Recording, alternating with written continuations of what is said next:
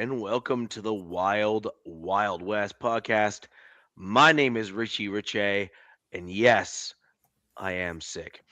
Over this way here is DZ representing his Los Angeles Chargers. And down below, we have Nabman representing the Las Vegas Raiders. Now, for all of you who are joining us after the fact or live, we are in search of a fourth to represent the Kansas City Chiefs. Sorry, it's been so long since someone's been on the show repping the Chiefs. I almost forgot the team name. But we are Right. looking for someone to rep the Chiefs and provide that fourth on the panel to bring the rounded division again. And we are very much looking forward to getting that other opinion there on the show. However, we do have a great show for you tonight. We're going to be going over a little bit more combine. One of the members of the show here actually was at the combine. And we're going to talk at the very end of the show, and it's just a quick little roundtable format like we sometimes like to do with some of our topics. A quick shotgun round of a couple players that we think that our teams may well trade from our respective teams. And I'm sure each of us have some opinions in terms of who they would like to see get traded away from each of our teams as well. So, with that in mind, gentlemen, how are we all doing? Great. And yourself? I'll be better probably by tomorrow. I'm sick as well, but not in your way, just in a different way. I caught that stomach bug, which apparently I've never caught before, but I guess is really common, I guess, down here between winter and spring. Norovirus or whatever, I guess it is. Not fun. They put names to all of it, don't they? Yeah, I guess so. I think it's just being sick. Yeah. Yep. Yep. Oh, well. Is what it is. Hopefully this whiskey will take care of it too. Just drown it. Drown it. That's what my grandmother always told me. Drown the sickness. Yeah, I got a beer to chase it down with too, so hopefully it'll all go away. So, look, Nav, I told you it's like there's certain things, like I might be Canadian, but I basically have all of the traits of an American. So, yeah. So, the combine now largely done and dusted. Really interesting showing for those of you who haven't seen the highlights and whatnot. The fastest combine on record overall. Now, it didn't break the 40 time, so no one beat the record this year in terms of the actual 40 time. But when you look at the entire positional group, like full breakdown, everything all together, the fastest for combine we have ever seen. And Do we know who holds the record? Yeah. Xavier Worthy 4.21. Oh, okay. So not too long ago. All right. Wow. Yeah. 2 years ago. Okay. Yep. Thank you, Nav. Yeah, definitely speed. I mean, even with the big fellas, man, like pretty impressive seeing them move. But I'm not. I'm more of a, what are they, the cone drills and like the cone drills. Yeah. 10-yard. That's like my thing. But I guess 40 is pretty impressive for running backs and wide receivers, things like that. Yeah. I think the splits were more amazing with the defensive ends and edge rushers and stuff like Bang. I couldn't believe a dude his size got through the split like that. No, the one dude that was crazy. Who was that? There was another dude. I can't remember the cone drills though. If we're talking positional groups, the linebackers were insane. Like there was a linebacker that went through the cones backwards faster than most people can run forwards. Jacob Rodriguez. I love Jacob Rodriguez, man. He pushed his draft stock way up in that combine. He had such a killer stash too. No homo. Yeah. Unreal. And he had a monster Selleck stash. Yeah. And it was unreal, bro. Yeah. Dude looks like a stud, man. And his old lady's a freaking Black Hawk helicopter pilot in the Army. Is that right? Wow. Yeah, his wife is a Army Black Hawk helicopter pilot. She deploys in May, right after the draft. Well, it's unreal, bro. Yeah, that's pretty rad. I like that. Rodriguez, I'll take that dude in the freaking silver and black all day long, bro. As a green dot. That dude does pretty much everything. I heard it was a pretty good it's a good linebacker draft.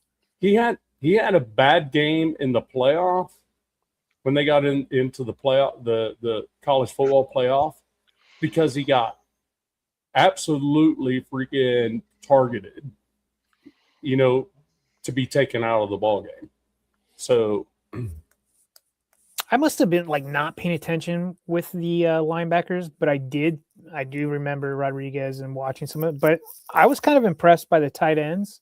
I thought like Kenyon Sadiq just like went nuclear. I mean, tested in the 99th percentile in everything that they test tight ends in. And then Stowers as well, the kid from Vanderbilt. That's like if you don't get Sadiq and you can get Stowers, it's just like, like 1A, 1B, C-ish kind of guy. But it's not even that far of a drop off when you look no, at not really. Stuff but, either, really. Yeah. Yeah. It's going to be pretty cool to see where they end up and what type of offense those guys end up, because they're not really that. I guess Sadiq can block, but is like he's an okay blocker, but not really. That's not his game, obviously. Yeah. So there was a quarterback. No kidding. I can't even think of who the name was.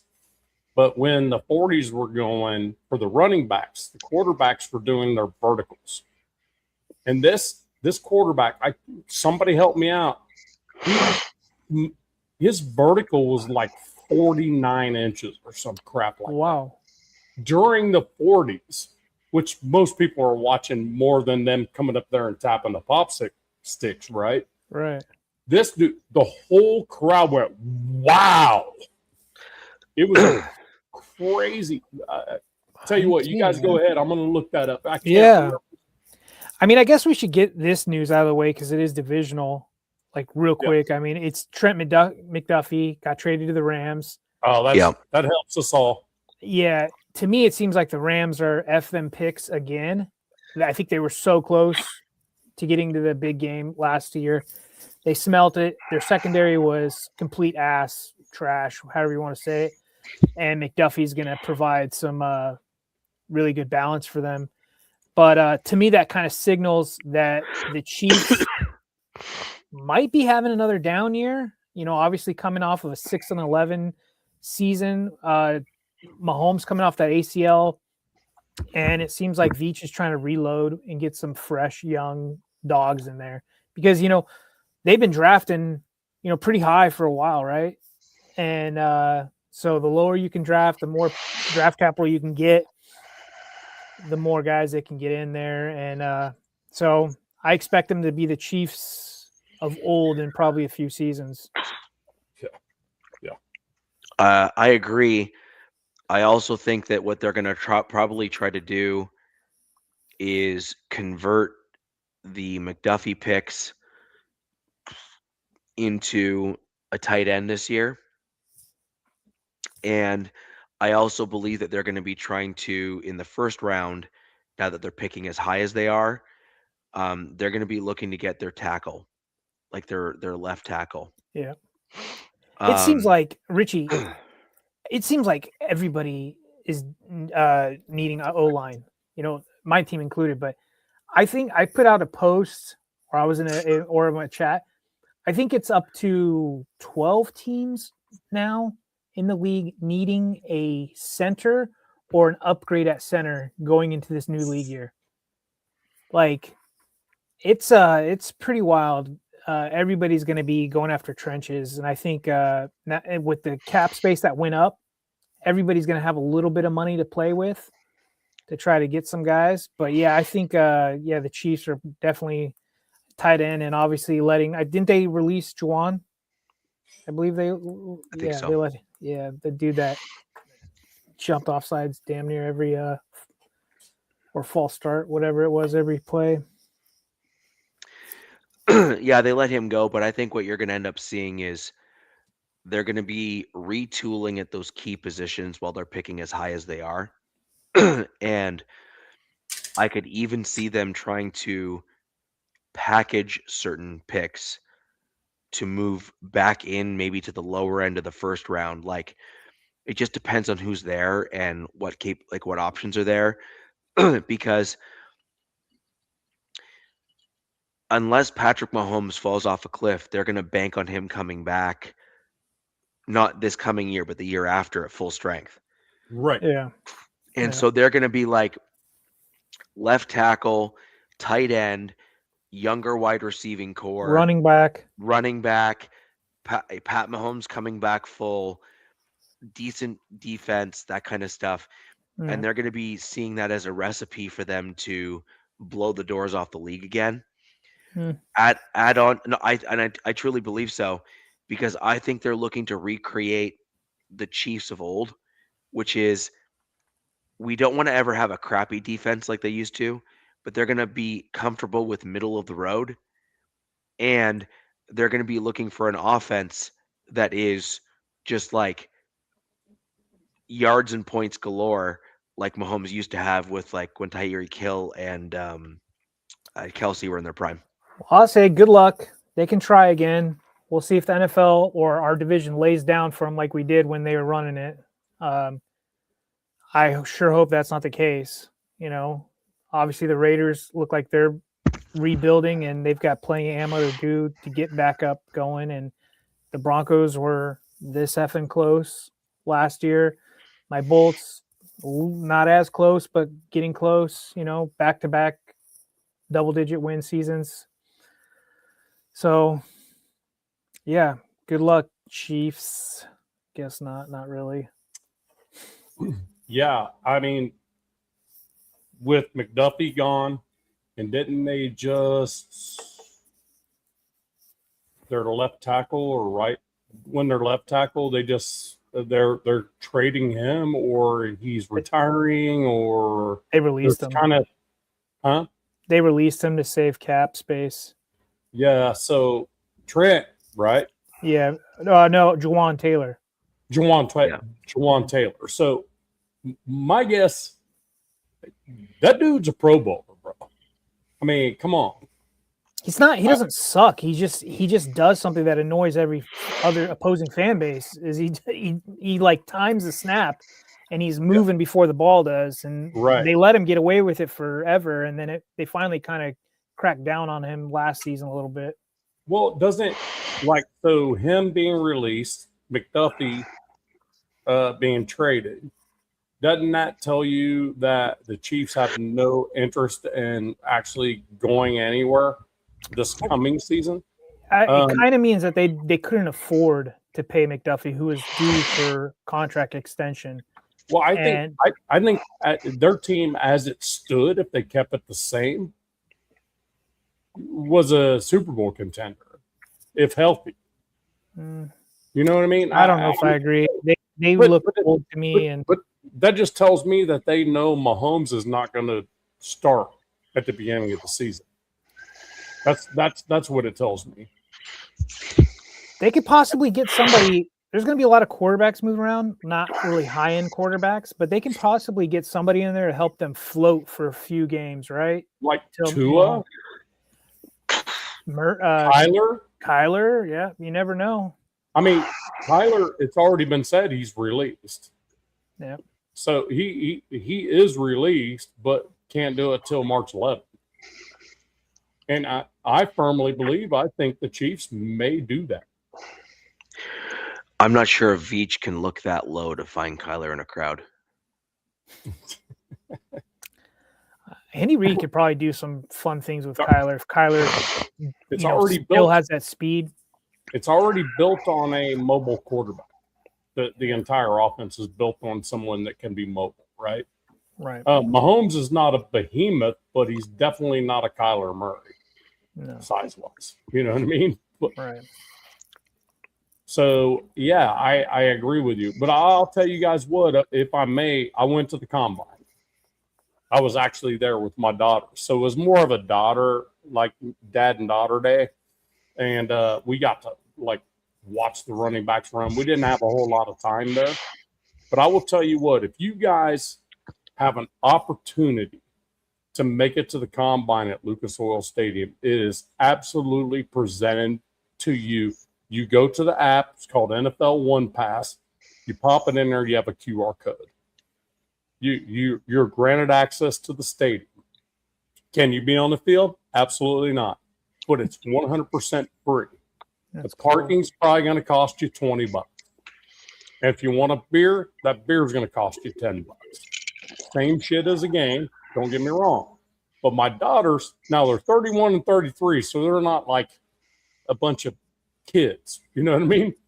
But they had this one where it was like a scavenger hunt where you go around and you find these signs and you actually freaking click the QR codes and stuff. And they were obsessed with it. You know, and just to get every one of them.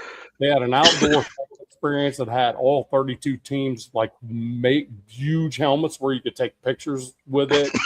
They had like a punt pass kick thing going on. They had a like a passing thing going on. They had all kinds of stuff going on outside. It was just unreal on Saturday, the amount of stuff that was going on out there. So sounds like a good time. I went there Friday just to meet content creators and stuff like that. And a lot of them were already in the building when I got there. So I kind of missed out on a few of them. But on Saturday with my daughters, I did meet Jeremiah Love's parents as they were headed back inside because the running backs were getting ready to work out. And Jeremiah Love Sr. So here's the funny part. You want to hear the funny part? So on Friday, I wore an IU like quarter zip with a Raiders hat on. And I'm standing there talking to Jeremiah Love Sr. And I kind of like made a little bit of a joke about how cool would that be if for whatever reason the Raiders can get Mendoza, trade back into the first, get Jeremiah, and him and Genty are in the backfield together. How freaking crazy would that be? And he actually spit in my face because he had a mouthful of water when I told him that. He goes, "Oh, dude, I'm so sorry, my bad," and all that, right? And I'm like, that's okay. Shouldn't have said that while you had a mouthful of freaking water. And then got pictures with him and that type of stuff, and everything was cool. And then when we were out there, he ran his first 40, and it was actually unofficially 4.39. And you could even see on the screen. They had him on the screen. He's like, "Get off. It's the get off." And he even told me that's what we got to work on is the get off on the 40. And Jeremiah Love's dad told me that he was never ran track before. He was never on a track team. So he didn't really know how to like take off from a sprinter span. And what I didn't realize was a lot of like running backs, they don't participate at the running side of things. They participate in like high school and college and stuff like throwing. I mean, I think most of these guys have to go through combine training to even just do the drills at the combine. And it's like, right? And it's like you watch them all go up for their 40. Well, they bring dudes with that train them before days prior to that. But the thing is, some of these players don't get a big opportunity in that because they're doing pressers, they're doing all this other stuff in the early part of the week. So a lot of them don't have opportunity. You know what I mean? So my guess is that. But Mike Washington was ready. That dude was ready, bro. You could see it sitting there live. You could not see the dude's legs move. They were just like a blur. I'm like, this is going to be a good one. Who, And my daughter Cheyenne says, "Oh, this dude's flying." Nav, who was that linebacker that had a brother there as well? He was a linebacker, wasn't he? Yeah, there was two brothers. They were Yeah. interviewing their mother. And the little brother smoked his big brother in the 40. Well, they're way different sizes. I think he's Yeah. like 6 foot, the other's 6'4". That linebacker, Oh, 6'4". wait. Linebacker the linebacker was big brother. The corner is Is a little brother. But Yeah. the corner It's is the- actually the Oh, older brother, I Sonny. think. The older Oh, brother's Sonny nickname Styles. is Sonny. Sonny Styles. Sonny Oh Styles. my Styles. God, dude! Whoever Sonny Styles, wow. The DNA is freaking there in the Styles family. I'm telling you. Oh wow! Like both of them, obviously, the linebacker brother Sonny is just. Sonny. Did Sonny you hear his Styles. nickname? Do you hear why he got it? Yep, Yeah. I thought it was really cool. Yeah. Because he had a short temper, right? He had a short temper, and his temper reminded them of the character from The Godfather. That's Yeah. right. It sounds like You they know- raised those boys to be like competitors, like Yes. pretty much like let them handle their own stuff. And you know what I thought the coolest part was is when a lot of these players, how humble all of them seem. And like Jeremiah Love's mom and dad, the running back out of Notre Dame, they were so humble. They weren't like these. They ran up on we walked up on one another, and I'm talking about Jeremiah Love. I'm here to watch him run because I think this dude's a freaking stud, and I love Indiana football in general. IU or you know what I mean, and then apparently Jeremiah's uncle is a YouTuber. So he goes, "Well, that's Jeremiah's dad right there." I'm like, "Really?" And I just went over and I just shook his hand immediately so he didn't have an opportunity to say no. And then we had pictures together and stuff like that and was chit-chatting, got water spit in my face on accident. At least he said it was an accident. And then and that type of stuff. But great people, man. A lot of humble freaking athletes these days. They're not walking in the door all freaking, thinking they're going to beat, because guess what? They already made money in college. You know what I mean? So it is, you go back a few years, these guys roll in the door thinking they're the best thing since sliced bread. Now, the thing about it is they've already gotten paid. But the So they NIL know money is what you're money's talking about. Yeah. You know what I mean? Now they know what money's about, Yeah. having their own. I mean, So- do you guys agree? I've heard a lot of seems like they said this last year as well, but they were like, most of these draft analyst guys pretty much think that there's only 12 to 15 or 14 real like round one guys in this draft, and the rest are just higher end guys. What do you guys think about that? You agree? I think the skill positions outside of quarterback is going to be pretty heavy in the first round. I wish there was more quarterbacks because I think there's going to be quite a few receivers based on the way they operated in the combine. The damn wideout room was freaking stupid. The wideout room was just unreal. Yeah. I did not watch the wideouts. That would be why the records were broken. Overall, and I mean everybody was in the 4.3 range. It was crazy. So, I think so. To answer this, Sasha Bruce, I think he's talking about Kenneth Walker. We talked about this before the show kicked off. I predict that Kenneth Walker signs with the Broncos. So that's just where I got it. I think so too. I'm the same. I think that's gonna happen. I was like, Allison Walker. I'm like, what? Hey, Kennethan. It's close. Yeah, Denk says that's surprising with the NIL. But I think he's saying it's surprising that they're humble as they are. I think they're as humble as they are because they're like, okay, we're already making money. We're kind of getting it. You made a good point, Nav. That's a really good point. I would But- never thought of it that way. But now the next step is, oh my God, money. Sure. Yeah, So but we're not I there actually yet. think you're. So what I actually think that you're gonna get is, I think the NIL money that the players are getting now is a bit humbling for some of them that would have otherwise thought their crap doesn't stink. So, for Right. example, what I mean by that is, sure, these guys are able to earn a little bit while they're in college and whatnot. Some of them more than just a little bit, and that's fair enough. Right.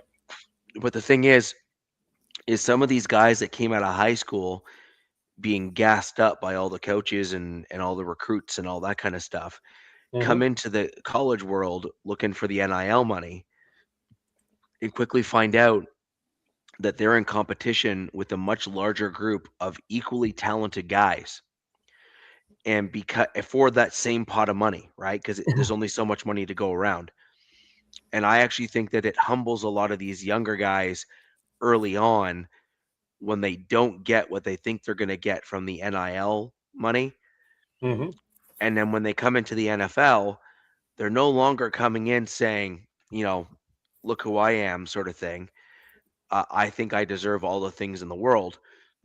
They've already had a humbling experience trying to compete for the NIL money, and often not got what they thought they were going to get, despite Exactly.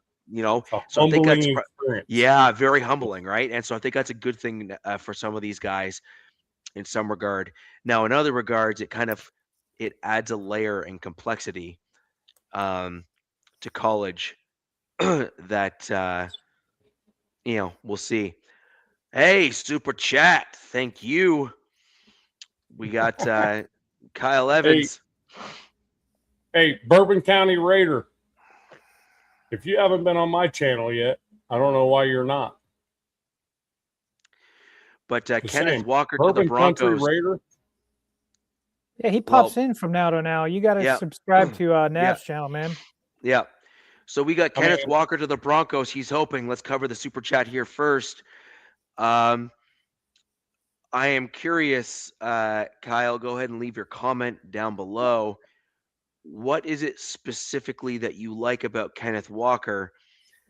I'm going to reserve and hold back on my comments because Gage Madrid, who is Broncos Syndicate, that's his channel on YouTube. He is certainly in the upper tier of subscribership there on YouTube. I think Bourbon's asking for Nav's channel. Raider Shield Family is Nabman's channel. I'm sure he'll drop it down as a He just did. comment Good for job, you. Nav. There we go. But on this one here, Travis Etienne has actually been the guy that a lot of Broncos country is trying to pound the table for. Yeah, he's younger. No, he's older. Is he really? Etienne's older. Walker's younger. Walker's 25, I think, and I think Etienne's 28 or 27, something like that. So Trevor and Travis are two different people, though. Oh, but the Jags running back. The Jags running back. Jags Sorry, running the Jags So running you're back. saying that he's older than Kenneth Walker? He is a year or two older. I'm almost wow. positive. Let me look. You keep going. I mean, they're both similar, but I mean, so they're both great. Kyle, both great options. I want to look. You dropped the super. I want to hear your comments, my man. What is it about Kenneth Walker that you like? Is it the MVP? Oh, here he goes. Here we go. Let's see what we got here. Let's see what we got. His cut. He has good vision on the field, and he gets between the tackles. Piece we're missing in the run game, and Harvey is more of a receiving back. Etienne is like inconsistent. I'm gonna say at times. I agree. He made a good point. Yeah. Between the tackles is something that the Broncos, obviously, it's not really in their DNA, but they needed somebody to handle that, especially short yardage situation, goal line. So like that. Hold on. I don't think Walker is actually the best option. I'm going to leave that on screen. Kyle, appreciate the super and the comment, my man. Thank you. I agree actually with largely what was written here. I am also a Kenneth Walker fan. I said that our last show, so this is no secret in Right. terms of where I'm at with this. In my opinion, I think Walker has a few traits that the Broncos need. He's got that fast first cut getting through the tackles, which the Broncos really don't have right now. The only guy that has a fast cut like that is Jaleel McLaughlin. And the problem with McLaughlin is that he's kind of a one-trick pony. He's not great at pass pro, and he's somewhat limited in how and where he can run. Walker is far more versatile than Jaleel is. And I also agree with your assessment of RJ Harvey. I am actually not a huge RJ Harvey fan overall. I thought he had a good year, but not a great year. I think he struggled running between the tackles. I think that he had very much a Williams year for the Broncos where he should have run between the tackles and he kept on trying to bounce it to the outside. He needs to learn how to run between the tackles and earn the dirty yards as a running back. And then when the outside runs are then there, then that's where you book it and do your thing and kill it, right? And that's what Walker showed in the Super Bowl. He showed the ability to run between the tackles. And then when the outside runs were there, he ate them alive. and I think that's what the Broncos need. The Broncos need a Kenneth Walker guy to take care of that. And then on top of that, we also need a bruising strong running back. We need a big time kind of bruiser style. I mean, Kenneth is only 5'9", but I don't think he would appreciate what you're trying to say. He's a bowling ball, though. He breaks tackles a lot. Kenneth Walker shimmy shakes, break tackles, does all those sorts of things, and I agree with that. But the thing that he's not going to do, he is not going to take a pile of defensive linemen and throw them backwards. No, sure. He's not. And that's the type of guy that I'm talking about. Right. Like I'm looking at a dude like we had him on our team. His last name's Murray, I think. Latavius Murray. Latavius Murray. He's like 6'3" and like 230 or 240. Oh, you're welcome for him because I'm just saying Najee Harris says he'll be ready, looking healthy. Najee Harris is that dude. In front of RJ Harvey, Najee Harris would be that guy.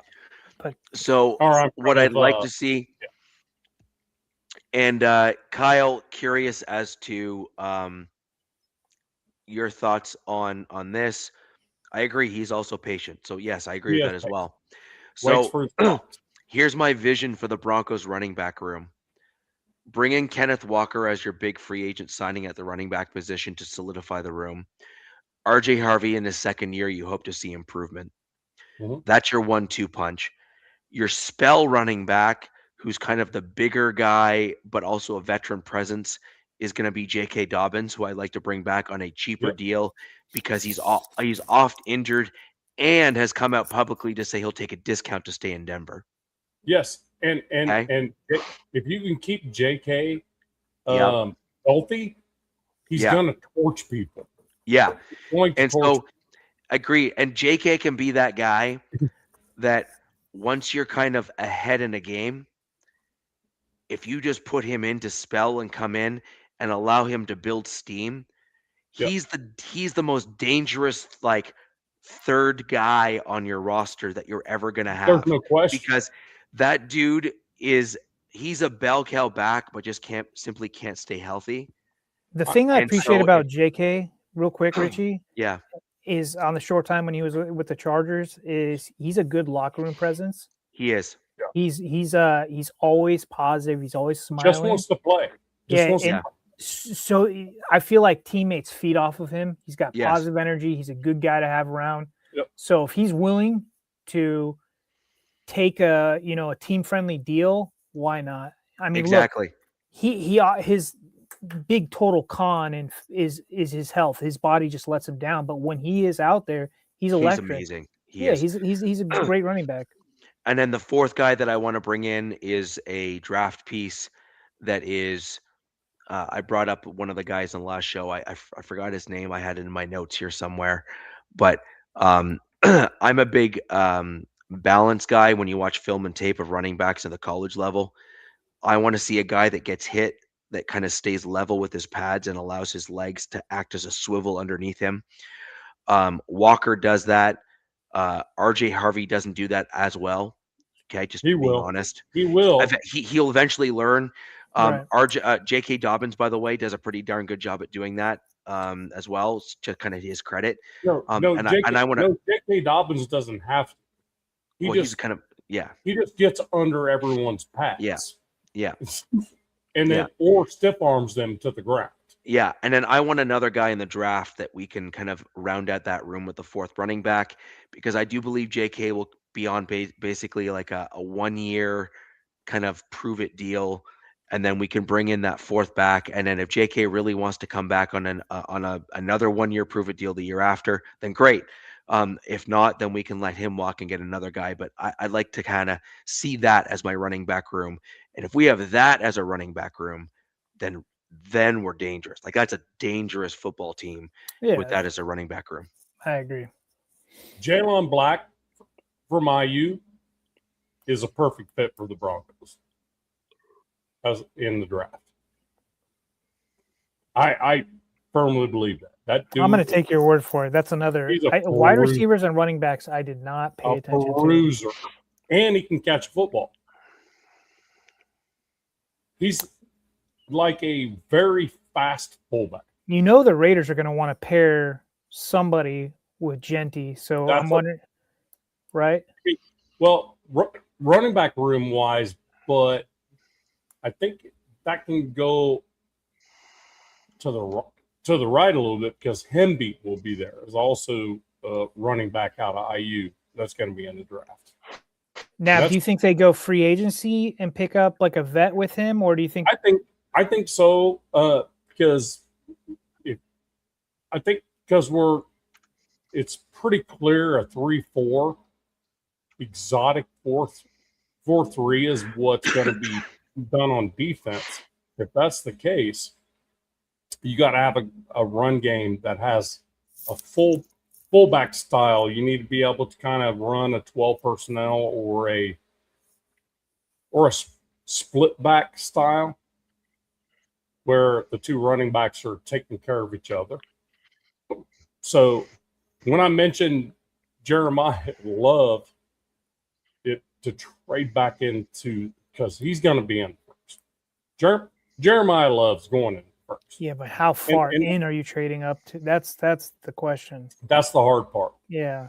And we're going to discuss how that can happen later when we talk about who we're trading. I got another guy prospect that was in the combine. What did you guys think about Caleb Banks?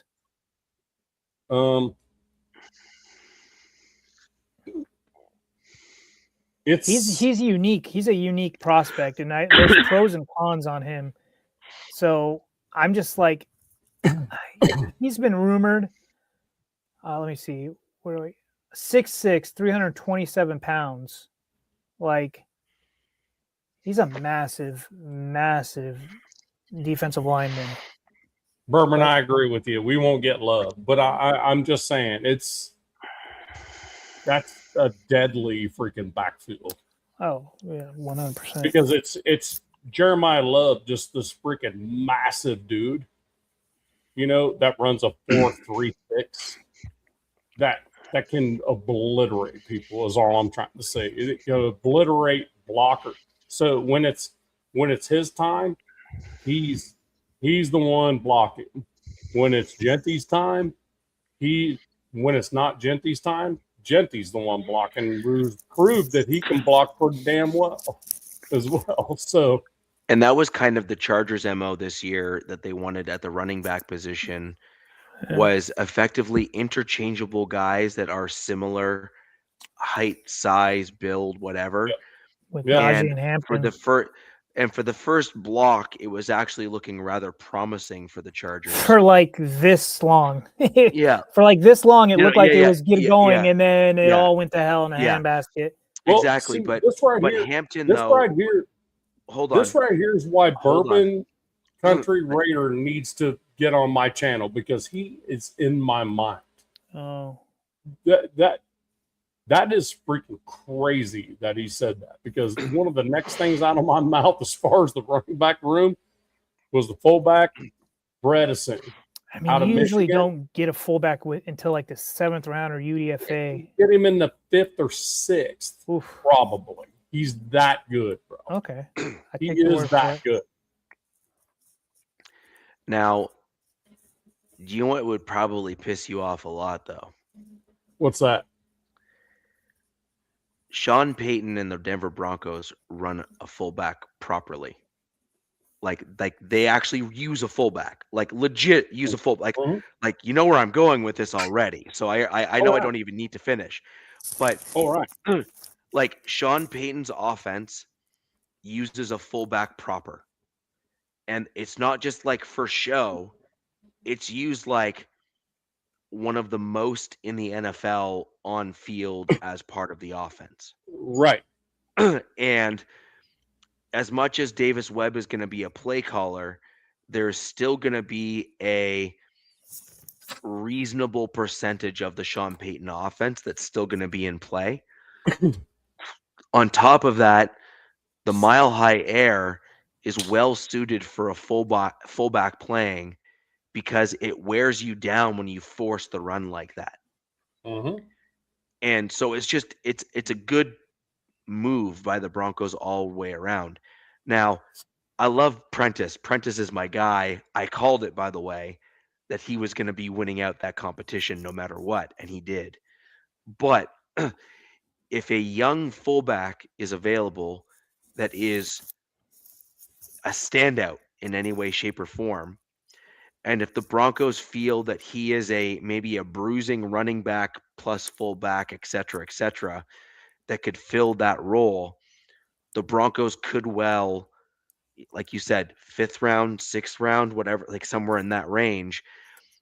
We were close enough last year that they could see that as their answer instead of going, drafting a running back. I'm just using that as an example. Like that could very well be, that could very well be their path.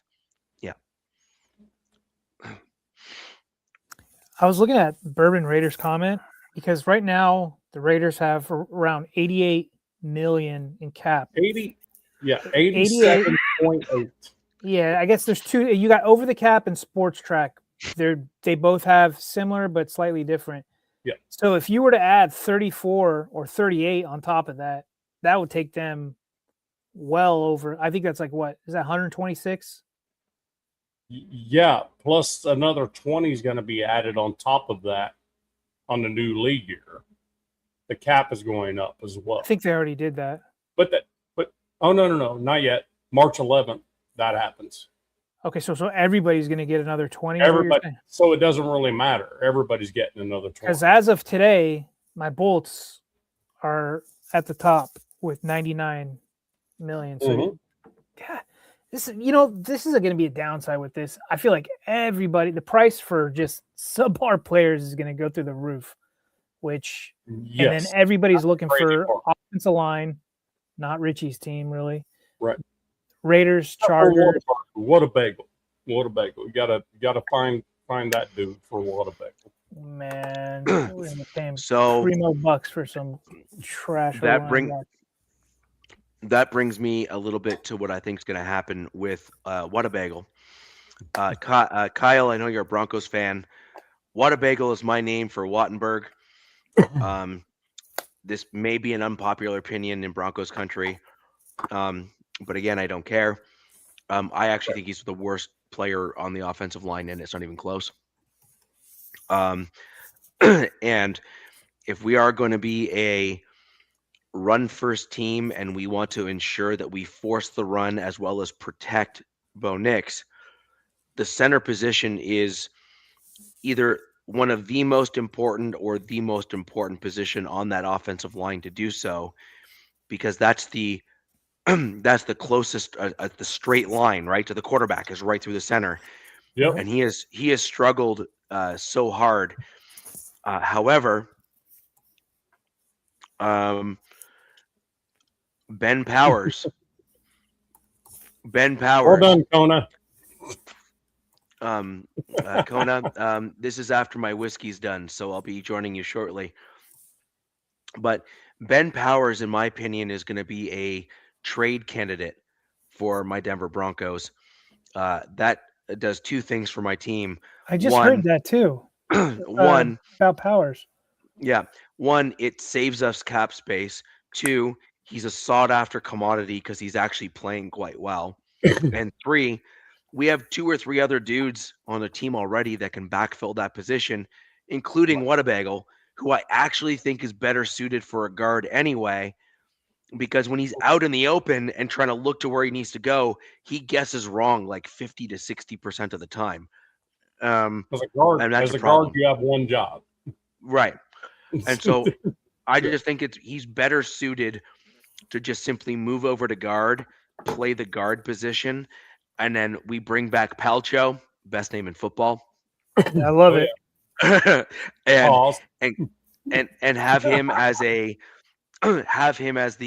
I can play every role on the offensive line guy and go from there. I just think that's just like our best, like for my team. I think that's the best for us. Right. So, hey, just a quick note. We were talking about, earlier about Travis Etienne. Travis Etienne is either 26 or 27. He was born in 1999. Right, and Walker's 25. Yeah, right. I looked that up a little bit ago. Yeah. So I was right. So I was right. Yeah, you heard me. Yeah. So I just put up Spot Track. So Spot Track has Raiders at 85. So I think you guys love the OTC 88. Spotrack's throwing that in there because it's literally available money now. Yeah. And you guys do have 35 about all these different folks that like throw these numbers up there. They take different things into consideration. Yeah. So because nothing really becomes official. Let's just go anywhere between 85 and 90 million is about where we're at. What Bourbon did talk about, Gino, and then because I could see Gino going to another team, obviously. Well, Gino's but we'll talk about it later. Yeah, that's gonna be a boatload of money. That's a boatload of money, man. That's part of the trade piece, right? That I was going to talk about. But I will tell you, Kona says at 93 Nabman, we only have one job. We do our shows: gulp, gulp, gulp, pop open another beer, and repeat. Well, I've watched your show, and that is kind of your job. That is kind of what you do, and I agree with it. It's important to numb yourself on the teams that we're associated with because it's always painful. You need some numbing.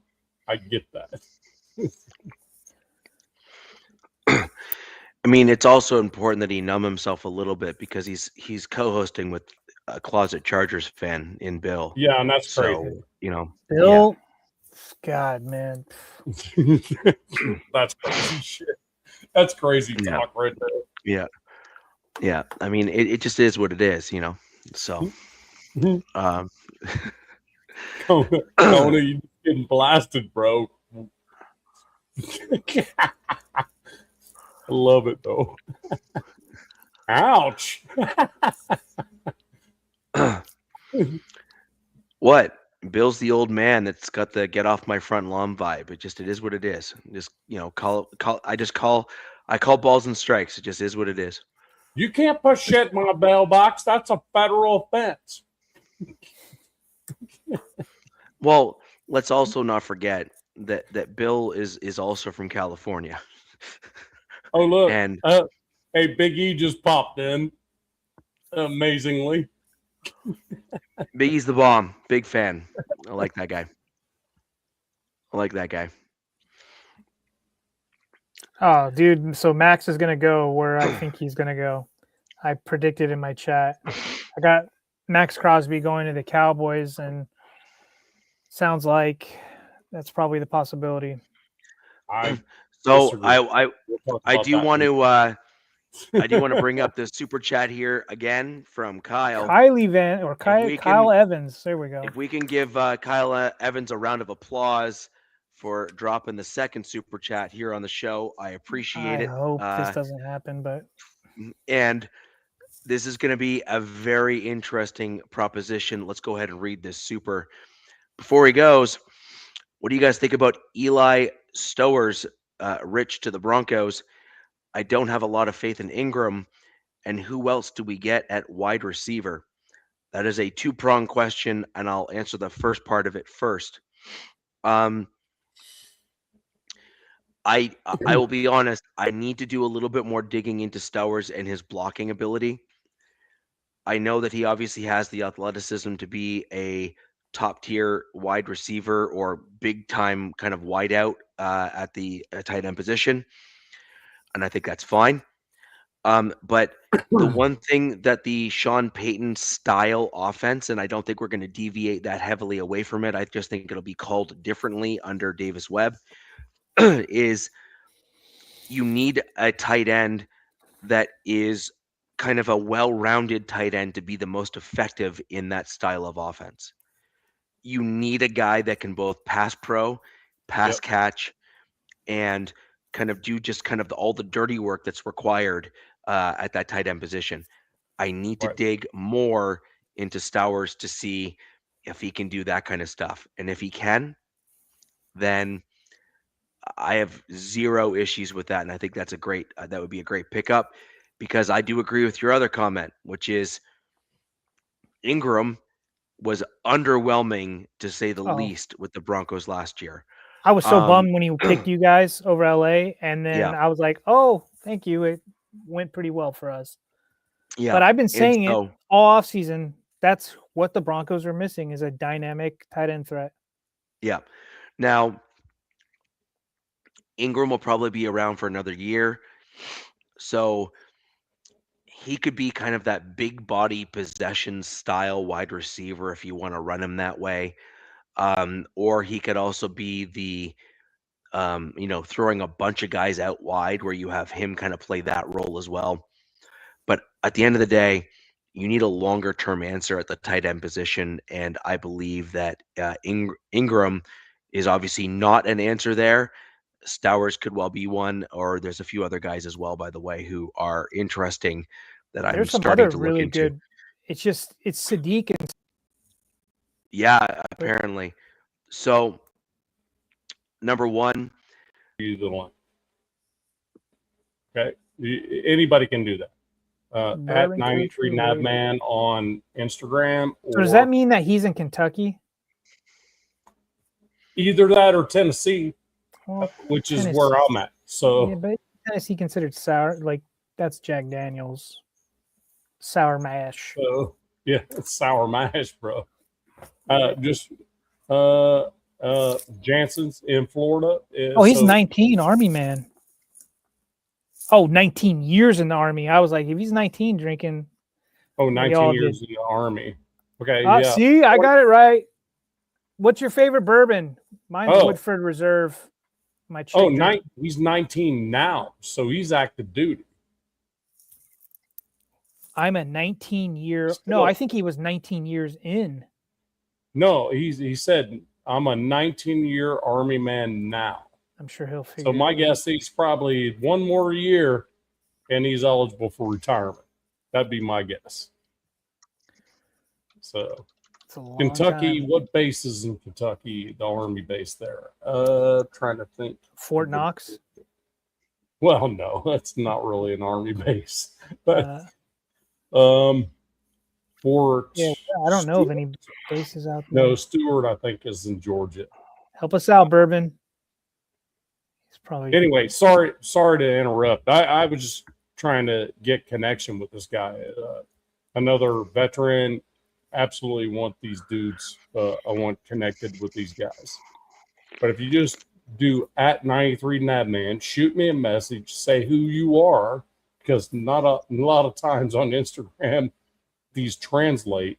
I'm not going to accept you as a follow unless I know who in the hell you are. Yeah, trust me. All these other two dudes above me right now can tell you that it's very selective when we. You got to let us know who you are because certain stuff happens. And Jansen, do not sweat. Don't sweat. Don't sweat.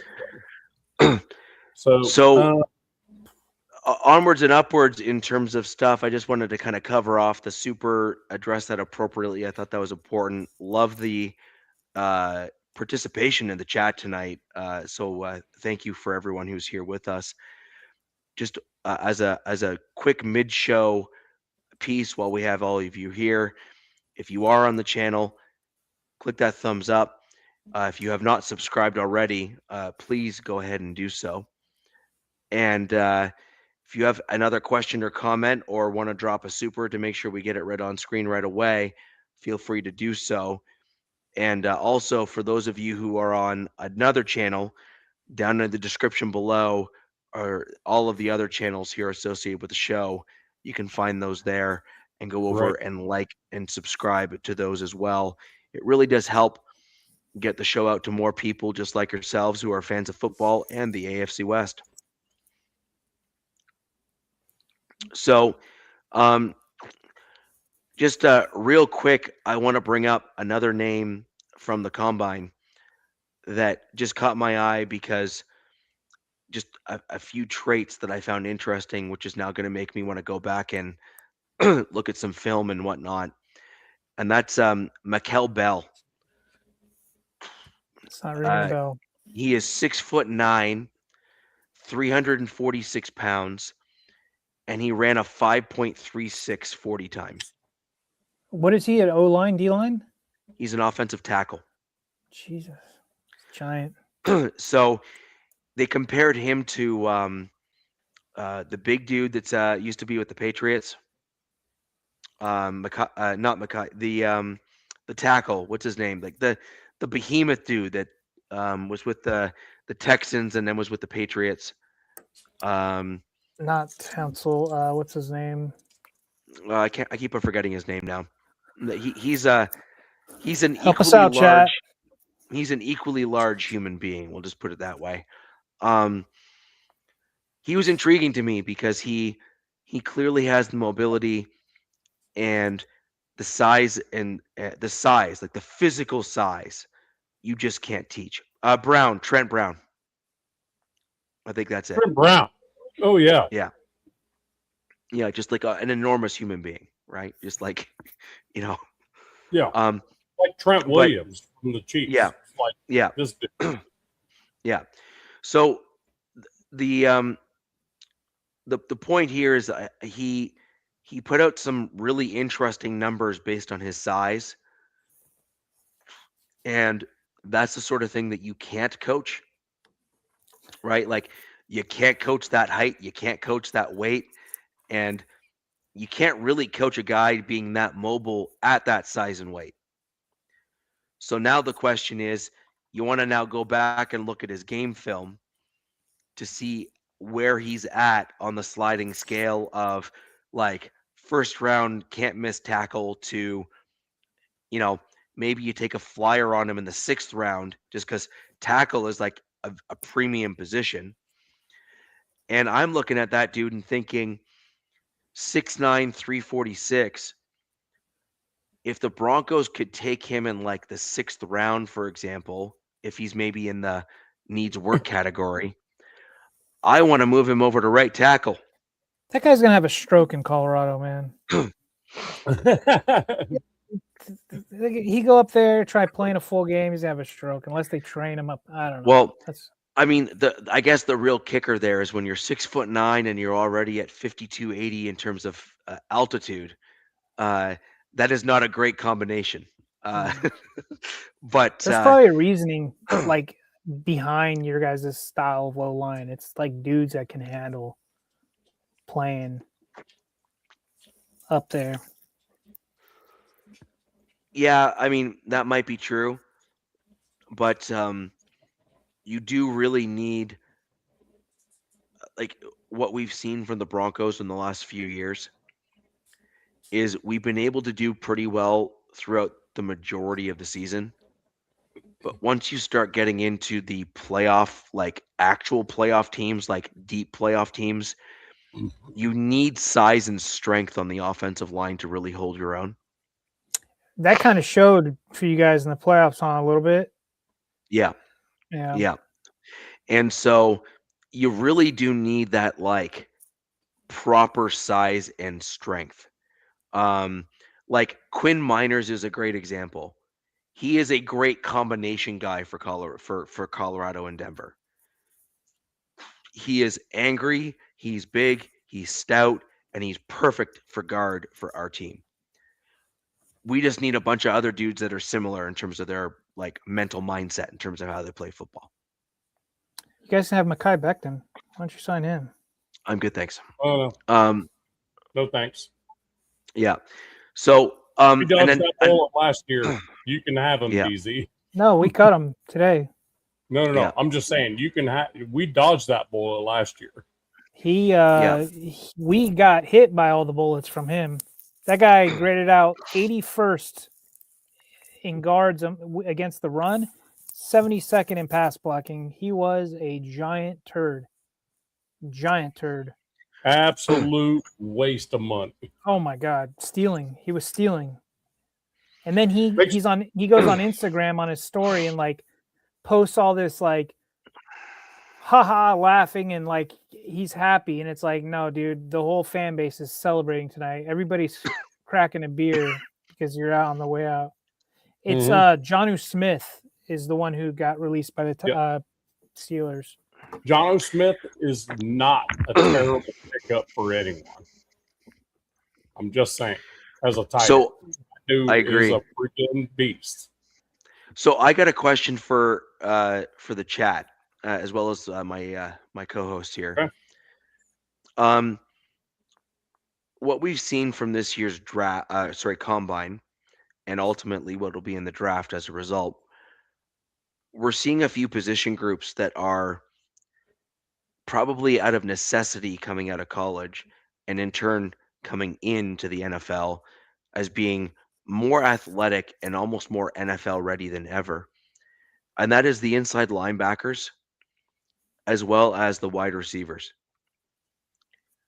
Which position group do you think is going to be more devalued in the next 3 years as a result of the athleticism and the NFL readiness that we're seeing from those guys? Do we think it's going to be the inside linebackers, or do we think it's going to be the wide receivers? I think this linebacker group in this draft is as heavy as I've ever seen it. As far as the freaking mentality, the speed, the coverability, the tackling, this linebacker room is probably the best we're going to see in a long damn time. They look pretty good. Yeah. Really good. I mean, it's ridiculous what some of these linebackers But to were answer doing. Richie, I think it's wide receiver because linebackers are sneakily having to become coverage. They're like second, Yes. they're not just run stoppers. They're covering guys now, these elite tight ends and wide receivers and running backs who are just getting faster, bigger. So I think wide receiver could become devalued, Right. except with the exception, some of the cream of the crops, like Chase, Puka Nacua, JSN, those types. Yeah. But yeah, man, I think linebacker you're going to start seeing come back. And this is the NFL doing this thing. You know what I mean? Like, Yep. it's constantly evolving. And That's the running back value now at this point is very low. We got another one, Kyle. Another super coming in from Kyle Evans. This is number 3. Big round of applause for Kyle again, jumping in with the super for the show. Super chat reads, if the Broncos don't get a wide receiver this year, what do you think about Nick Harbor for next year? He's big at 6'5", very speedy. I see a little of Julio. Oh. Julio was an interesting guy.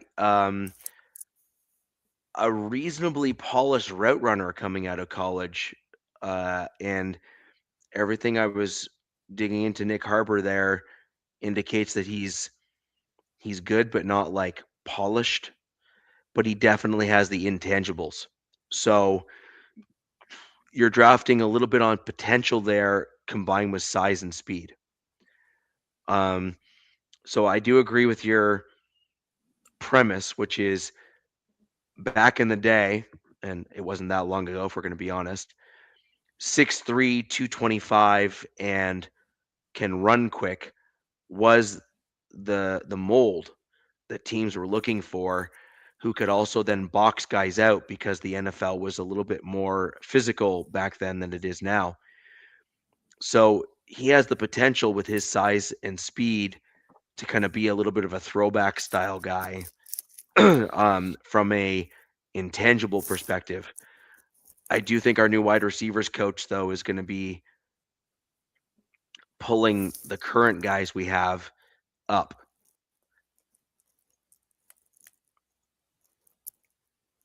Huh. Okay. So that's my thought. And Big E, I actually agree with you. I think Julio Jones could have actually done even better if he was on a different team with a different quarterback throwing him the ball. Still elite, but yeah, I agree. I mean, I think that's totally fair. So overall, Kyle, I certainly wouldn't be upset with that as a pick for the Broncos, but I do think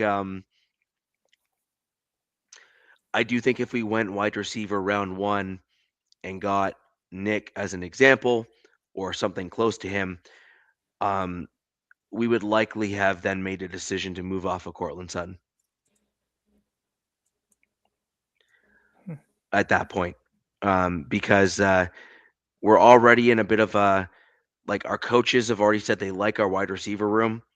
They believe that Bo is kind of coming up with the wide receivers, like the collective group is all kind of growing together, which got Mims and Franklin, pretty young. Mims, Franklin, Bryant, like the entire group is kind of growing together and building that chemistry. And so that's something that is not that common. Like, most quarterbacks are forced to work with a specific group of wide receivers. They don't get to grow with them like the way that we're allowing our quarterback to.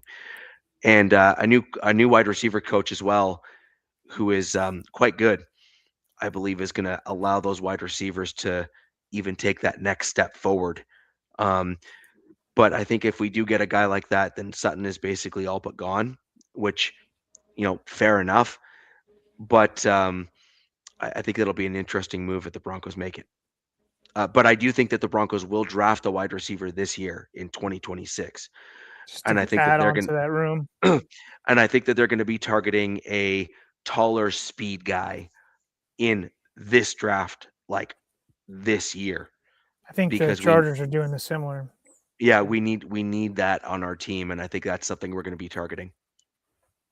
QJ is a free agent. We don't know what's going on with him, and with McDaniel, I'm sure he's going to want to add his flavor to this offense in one way or another. So whether that's the free agency or the draft, but it's going to be tough for the draft. There's Chargers only have 5 picks, so I think they might focus that on the trenches opposed to weaponry.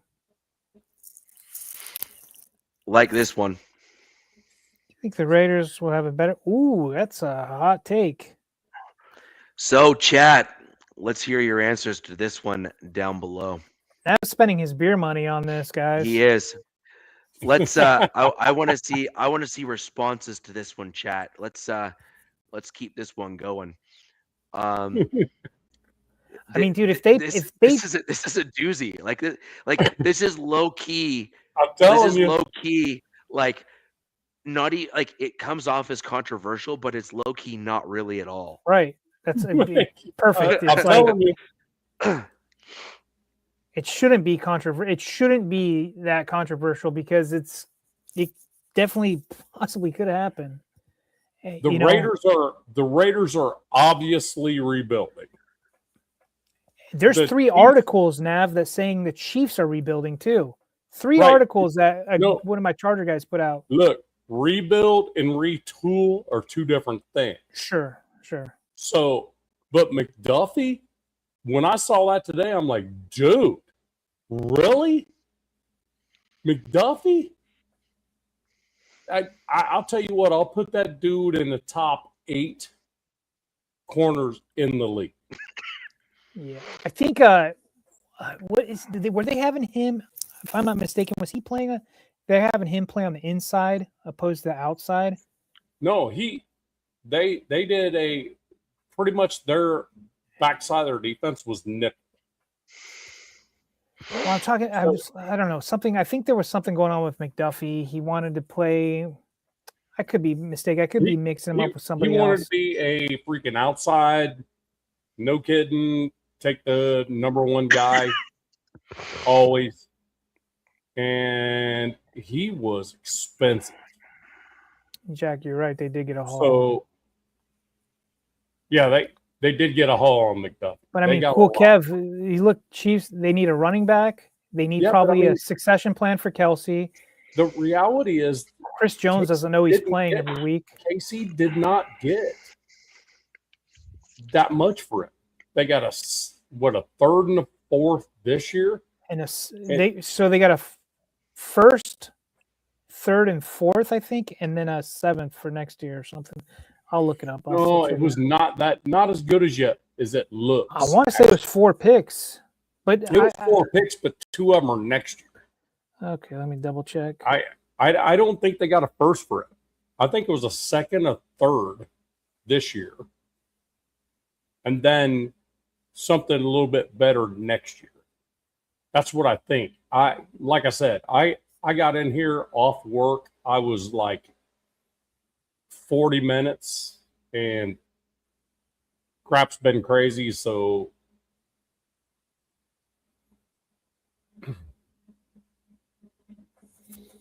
it's the Rams are sending the number 29th pick, a 5th, and a 6th. So that's 3 picks in this draft, and then a 2027 3rd. Oh damn, that is kind of a haul. My bad. I only caught what I got on the radio, but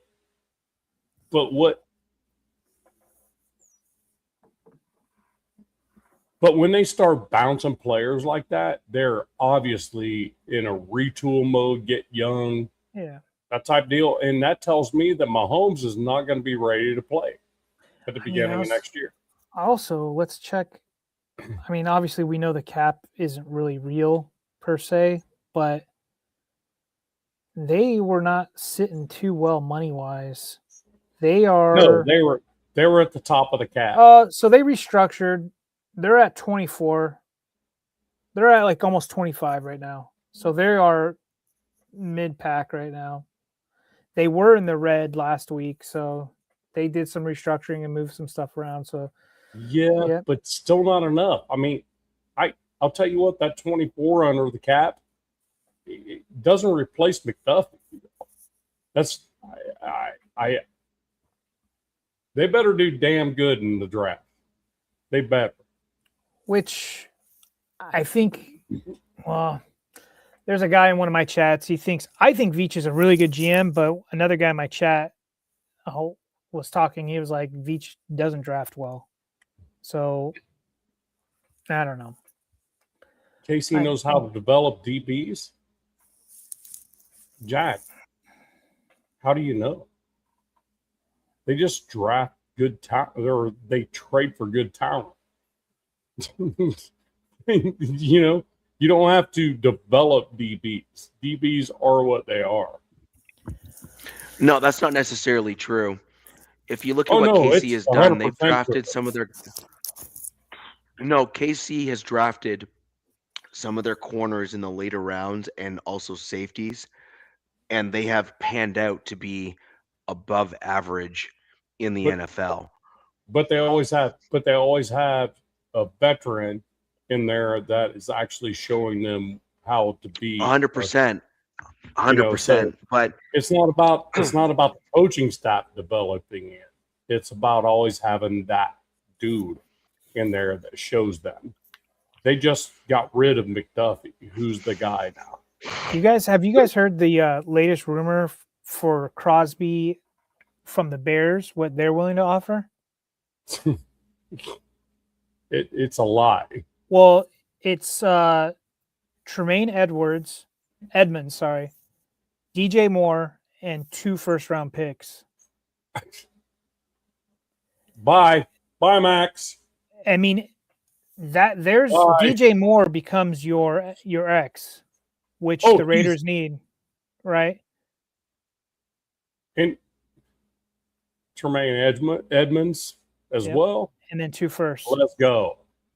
But there's also Dallas is up to something too, and Jerry's desperate, and I'm like, what is he going to try to throw at the Raiders? So here's been Jerry has realized that he can't have any more kids, so he's willing to give up his left nut just to win a Super Bowl before he dies. Right, and you just saw what they're allowed to give up now: 5 firsts, 5 future firsts. If that's out there from the Bears, the Raiders are going to sit back and wait. You know what I mean? It's like, okay.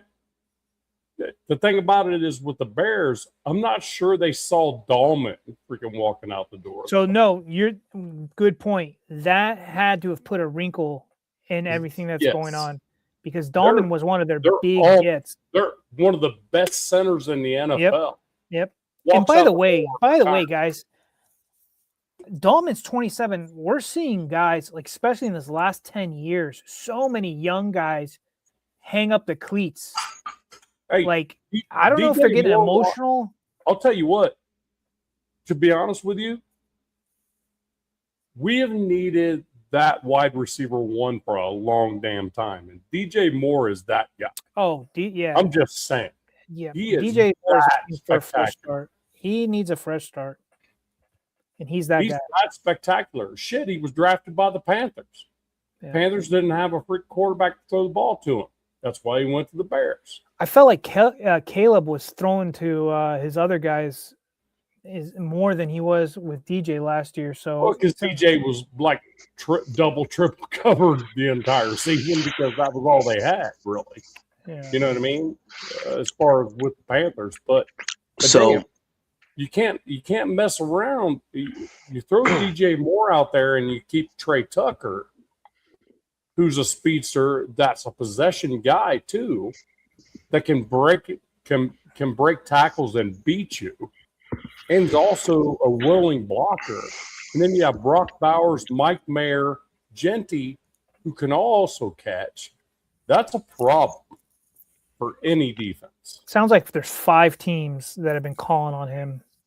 Rightfully so. I bet there's more than that, actually. Yeah. I guess there's more than that. Now, just real quick on your question below. So long as Mahomes is actually not back to start the year, which I think is probably going to be true. Very possible.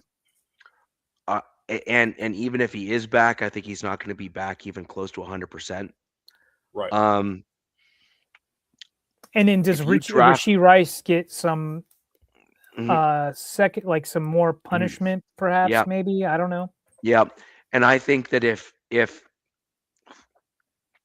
your coach, who I think you finally got the guy that's going to start stabilizing your team, because I think Kubiak comes from a pedigree that he just knows what not to do. Yes. His dad's going to tell him to, not be a jerk and do the things the right way and all that sort of thing.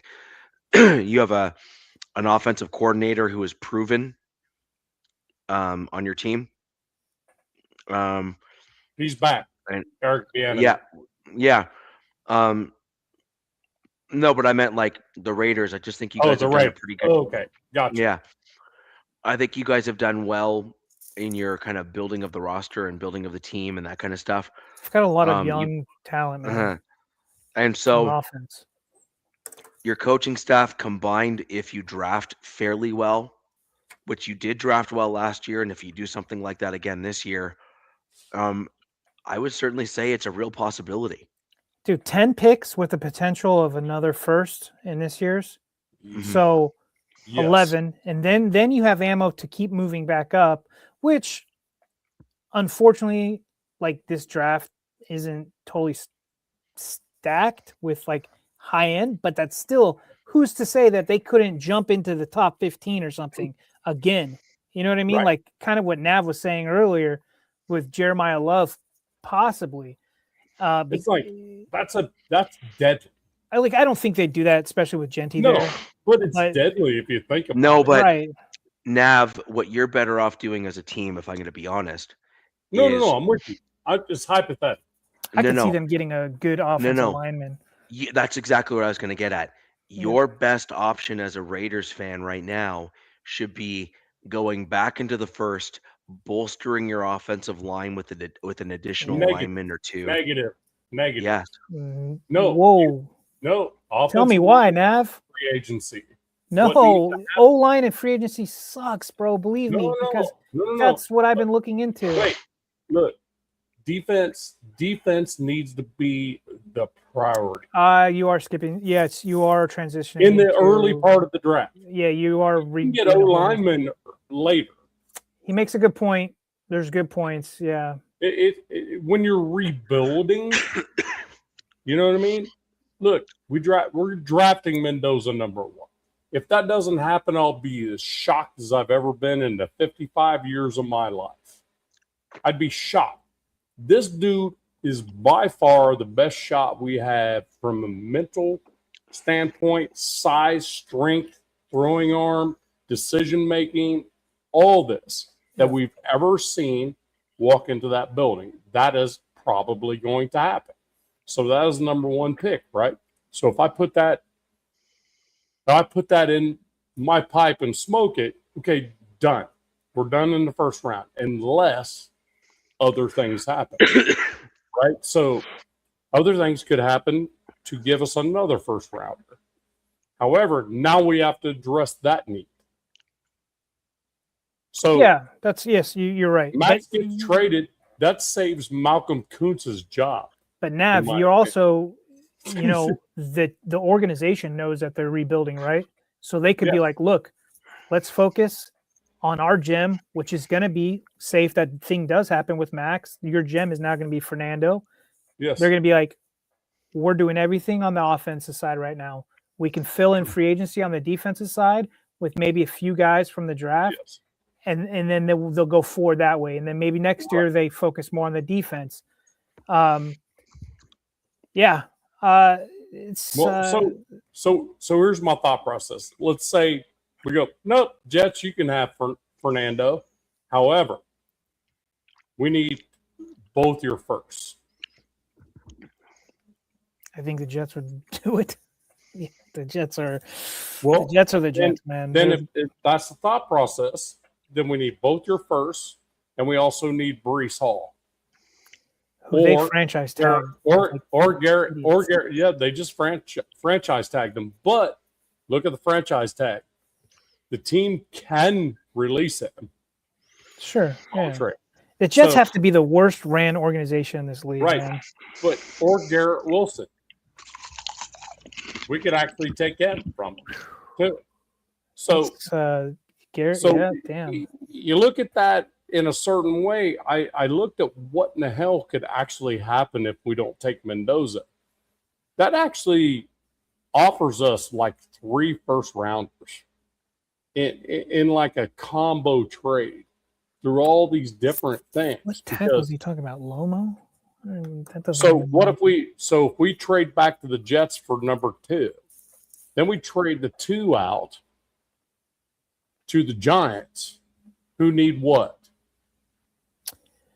They need a lot of stuff, but they've been looking at a hardcore, like the #1 receiver in the draft. That's what they need. I've been seeing a lot of Sonny Styles going to the Giants, though. The linebacker, or the linebacker, right? Yeah. So then you go, okay, we'll give you the #2, and we'll move to 3 for your first and next year's. Dude. So it just depends. This draft is going to be freaking epic. For the Raiders, yes. If the Raiders don't select Mendoza, it's gonna change everything.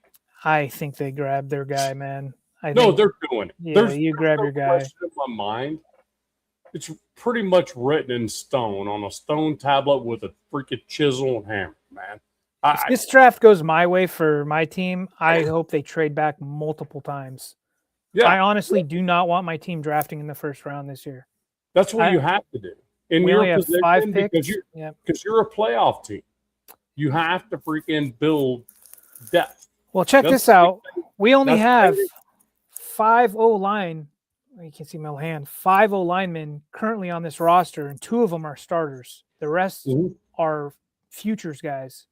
This front office has a huge job to do. They have to get 3 more starters on the offensive line, which is easier said than done, especially what I said earlier. I keep reiterating that multiple teams O-line, and I am not a fan of offensive line in free agency this year at all. There are some decent guys, but they're not great. And then also both of our edges, or 2 of our 3 of our edges, are free agents, in Khalil Mack and Odafe Owe. And it sounds like Odafe Owe is pricing himself out, where the Chargers are like, we're just going to let this guy walk. He's going to, I've heard up to $24 million in a year for him. And then Mack, what I just heard a rumor, where was it? Oh, an article on Yahoo, they predicting him to go to the Eagles. So for a year or whatever, which I thought was kind of interesting. But yeah, I hope my team trades back. And then Richie, I've seen your team. I'm surprised you didn't mention Sadiq, because that was who I was earlier seeing mock to you guys. But it sounds like his draft stock has risen so much that he's out of probably our price range, right? Draft wise. But yeah, man. I don't know. Who have you guys seen who has been mocked to you guys? Like, Richie, have you seen any mocks, like who the Broncos are? If any of those mock drafts plan out the way I've seen, then I'm going to punch someone in the head. So I've been pretty happy with the mocks that they've had to the Chargers, because I'm big trenches. I'm like, I hope they go trench, like back like in 3-4 rounds. I don't care. All the rounds go trenches. Well, I would like a linebacker, but like I said, I hope they get out, because my favorite guy is Ione, the Penn State dude, but I think he's a top 15 pick. I think he goes to the Ravens. And then obviously for the Raiders, it's Mendoza, and then you guys have a second pick in the 36. No, you don't. You do have a second pick, or the 26th pick? No, not in the first round, but okay, 36. Not in the first 36, so close. And so you have ammo, so you can move back in if you'd like. I think that could easily be Omar Cooper. Oh wow. Yes. Oh wow. And then Jack said something. Get a great nose tackle now, 3-4 defense. No, there's guys who his name's Adam Butler. Right. There's guys who move to the nose tackle position. There was guys at the combine, like where you were at, Nav, that talk to people who know people. Apparently the Chargers really want to get another nose tackle. Well, they're going to lose their nose tackle in free agency because they want to free up their D tackles. Right. So, and that's why I kind of asked about Caleb Banks, because apparently Jim Harbaugh was kind of in love with Caleb Banks, which I'm like on the fence about him because he plays so high. You know, he could play. He's all over the place, but he's in like the 90th 5 percentile in his body type. So if they can harness him in some way, he can be a wrecker on that D line. I got to know who Raiders News Central is. That's obviously a name change. He subscribes to you, right? Yeah. So I don't even know what the hell that is. I don't know how to do all this freaking AI shit. I really don't. It's not a. I mean, I'm an electrical engineer, but that means I know electricity, not computers. Yeah, you're more hands-on. Yeah. AI is awesome. I get to do it's fun. It's fun and scary. I'll get there, at some point. Oh, it's Chew. Dude, that dude changes his name like every 5 seconds. He's running from somebody. Yeah. Yeah, I get to do a lot of really awesome stuff with AI, including some things that I'm not going to be able to admit to. You get to do some really cool stuff with it to test stuff. So, Robert, you're going to need to bump that money up. That right there is next level cool if you sign the both of them. So, Devin Lloyd is my target. That's my target right there. You guys have a great advantage. The Raiders have a really good advantage. Is the state tax in Nevada? Yes, it's so huge. That's been a hot topic this offseason. Why we think like we miss out on some free agents and such is just the crazy state tax in California is ridiculous. Can you put on Bourbon Country Raider, please? I just sent you a link to the Raider side of the house. Yeah, Buffalo Trace is up not in bad. the chat, bro. However, he's So Bourbon Country Raider, he's 19 years active, currently at Fort Campbell, Kentucky. Originally from Kentucky, going to Korea for 2 years. Favorite everyday bourbon is Buffalo Trace. Buffalo Trace is actually very good.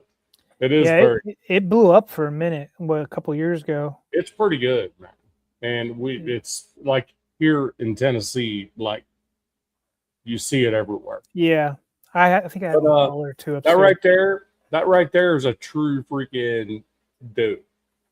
In the U.S. I mean, Korea. Do they make everybody in the army go to Korea? All my guys are in the army. South Korea. He's probably in Busan, Kunsan, or something like that. It's near what we call the DMZ, which is the demilitarized zone. Yeah, he's going to the good Korea, not the bad Korea. Well, he's going to the side that you're not getting shot at if you go to the other side. Yes. Because they literally have soldiers staring at each other all day long. Not going to Rocket Man's wasteland. At the point of entry, there's soldiers staring at each other from either side. With the aviators on. I like what the South Koreans wear. They wear like the aviators. And they got the helmets on and stuff. I don't know if that's true. No, it is. Yeah, look up the pictures of the North Korean and South Korean. No, I don't have to look it up. Been there. Yeah, well, I mean, we got pictures. They like literally wear different uniforms, but I like the fact that they're wearing sunglasses. Let's talk about AI again. Shall we do that? So the thing about it is, they've been at South and North Korea have been two separate countries for years, right? Many years. Since the 50s. These soldiers don't have any problem with each other. They just are not allowing anyone to come across from either side. That's what they're doing. Oh, he's near Busan. Okay, Busan, yep. But yeah, currently Fort Campbell, 101st Airborne. Damn, really? See, this is definitely historical. Full out Army badass, bro. Just 101st Airborne. He's going to get familiar with soju. Yeah. So let's work on closing out the show. Let's do a quick rapid fire roundtable here. Okay. 2 or 3 guys that we think are going to be traded from our teams. We'll start with you, Nev. Well, I have a good one and a bad one. The good one is buy Geno, and we might actually get something out of this guy. Yeah, probably. So the $8 million we'll save if we cut him. I think Minnesota or the Falcons might actually take over his contract for us and actually give us maybe a 5th or 7th rounder for him. And I'm like, somebody picks up the phone and says that, you do it right now. Don't care if it's fifth or seventh. We don't have to pay him, and you're going to give us a pick? Cool. And they're like, well, maybe we won't give you a pick. Like, cool. Take his contract. Done. I'm just going to give him to you. And you just pick up what's left. And I'm good with that. There are others that say that possibly Kubiak might say, let's keep him around because he might be actually a pretty good dude to have around Mendoza. But there are people saying that. I'm like, dude, the moment you flip off the Raider Nation, even if it was one person, you kind of fucked that up.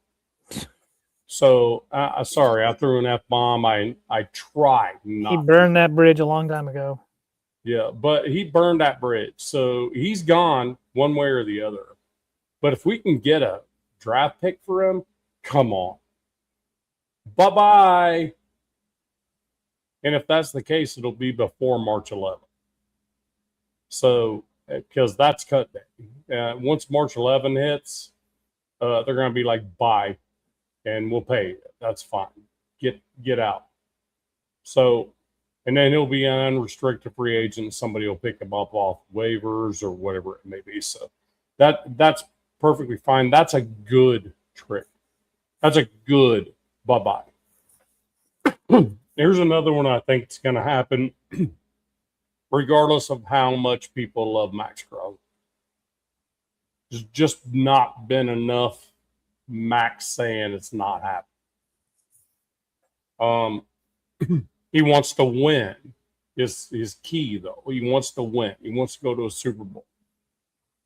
My first thought is, well, we're not trading him to anyone. We're not trading him to anyone that is the Jets or the Giants or anything like that, because if he wants to win, he's not going there. Sure. So we have to look at teams like the Rams, the Lions, the Cowboys, those that are in that, just need that dude over the edge, right? Here's the thing I've always thought is he's coming off injury. No, but he's still using a cane. So my first thought was this. Are we probably trading Max? More than likely, but I don't see it happening in the offseason. I see it happening as a team is starting to get push into the playoffs, and they need that dude.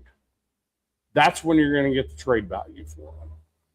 However, the shit I'm seeing right now, they don't even care.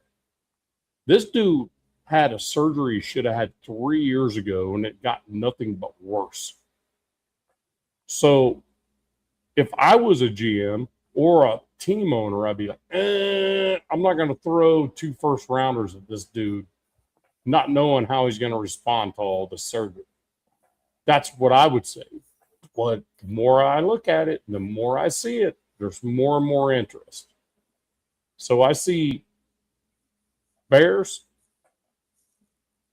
Cowboys, and even the Rams, even though they just got McDuffie, they still have a lot of bullets in their chamber. Gotta remember who their GM is. He's F them picks. I mean, they got a hell of a lot to offer.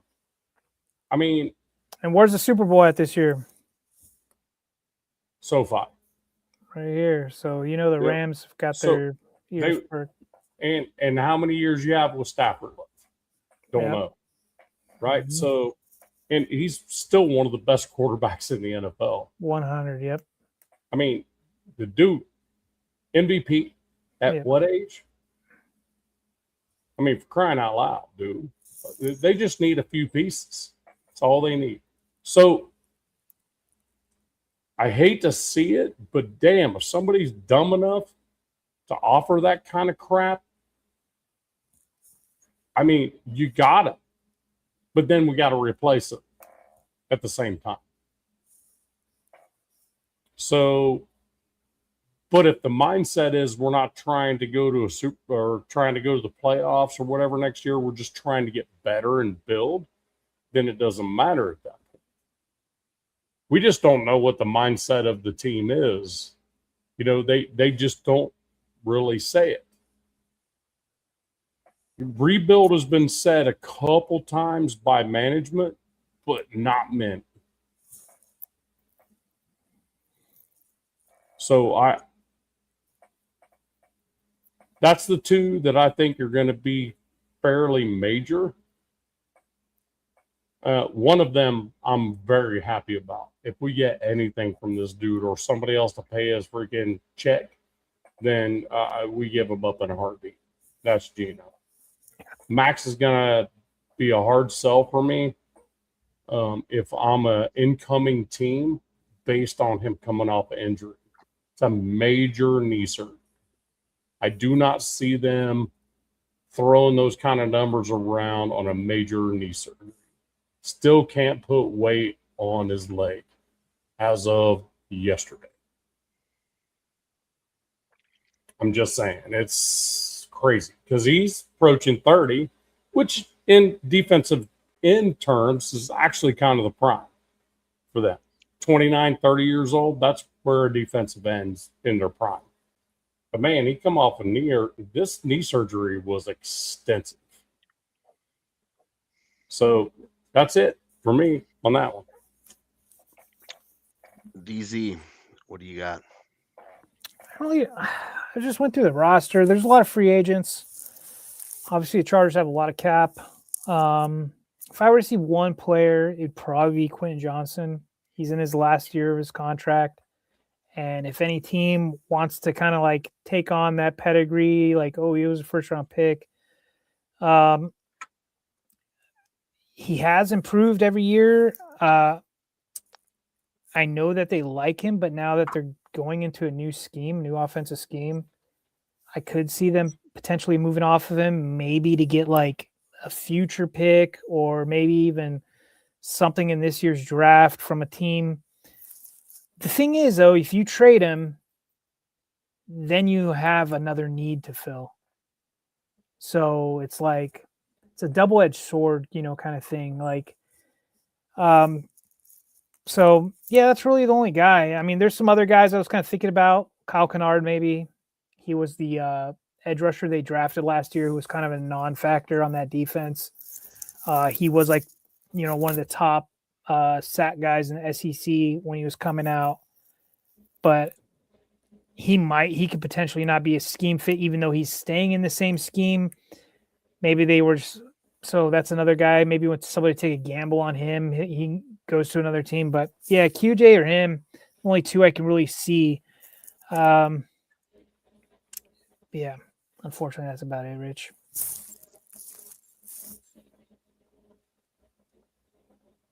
You're on mute, or your headphones are jacked up. Sorry. There you go. My number one is Ben Powers. Yep. I just think that that's just a no-brainer. You save a bunch of cap. You have other offensive linemen that are within reach to fill in. Palcho's a guy that you're not going to let walk. He played pretty awesome, actually, filling in for him when he was hurt. Right. So, like, you already have potential replacements in the building that are cheaper, and you can save money by trading him and letting him go. And then, but more importantly, he's still a good offensive lineman that other teams would trade for sure. Oh, 100. So, like, you're in a win-win situation as a Denver Broncos team right now. So I think he's going to be traded off. Number two, Jarrett Stidham. I think when you look at the need at quarterback around the league, the fact that the current quarterbacks in this year's draft are nothing to write home about, I think that Jarrett Stidham has a real potential of having some pretty decent trade value, actually, for my Denver Broncos. And so I think that we've seen preseason play from Jarrett where he has been exceptional. I think that he was thrown into the fire a little too late at the end of the season without enough prep. so I don't necessarily put that last game on him per se. And I think that he's going to be given a shot to potentially start again this year and go from there. And then Riley Moss.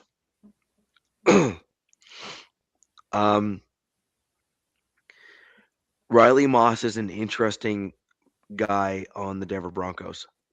He's definitely trade bait. This is the last year in his contract. The Broncos already have Surtain under contract. The Broncos have already said they want to sign and are likely going to re-sign Jaquan McMillan, who is like one of the best slot corners in the league right now. Like, it's just a fact. And Jack, this is for you. That's the undrafted free agent that we've had on our roster for the last 4 years that's killed it. And then Jahdae Barron was our first round draft pick last year, who I believe will likely fill in for Riley Moss if we do trade him. And then another guy that a lot of other folks that are not the Broncos fans forget that we even have, who's also filled in when need be and done very well, is Chris Abrams-Drain, or KAD, as a lot of the Broncos fans will call him. And so we have, as Nav indicated earlier, like, it's really an embarrassment of riches at the corner position for the Broncos. It really is. Like, we have done incredibly well at that spot. And like, it's just it's just a fact. And I think that opens us up to take another flyer on another developmental guy in the mid to late draft and then develop them too. Yep. So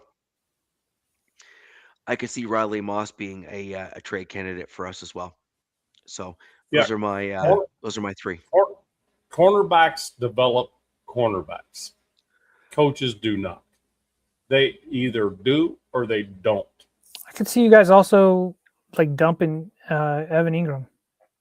It can be another guy that they just say, here's somebody want him for a 6th or something. That's possible. The problem with that is that I don't think any team will take him. Yeah. I think he's more valuable to us than he is for another team. And I think that another team is going to say, release him, and then we'll take him. Yeah. Yeah. That's usually the way it goes. Yeah. Ain't happening. It's Gino. So here's the thing. There's enough rhetoric out there that Kubiak has said that he would like to keep Gino in the building. You know what I mean? Because he wants QBs in the building. He wants to probably a vet to be with Mendoza. Well, he wants to analyze all of it. Yeah. He doesn't want to punch the skill players out. He doesn't want that. He wants to analyze the offense. He goes, there's going to be very few cuts and releases on offense. He just said, I need to see all of it, which he said correctly, because there's really nothing that can be taken from last year. Nothing. Zero. It was a shit show coaching job. So I get it where he's like, I'm walking through the door and I'm not going to turn a player out of this door until I know. You know what I mean? So may be very surprised Gino may still be in the building. You know, until come up to the trade deadline and somebody needs a backup or somebody gets hurt or whatever, and you send Gino off for a freaking 3rd round. That Minnesota situation is definitely... The Minnesota situation is a shit show. Yep. So... Because I think they have a new GM too, right? Like the new GM didn't even draft McCarthy. Oh. See, Minnesota could be an interesting spot for Stidham. In my opinion. Kyler Murray too. Yeah. A lot of...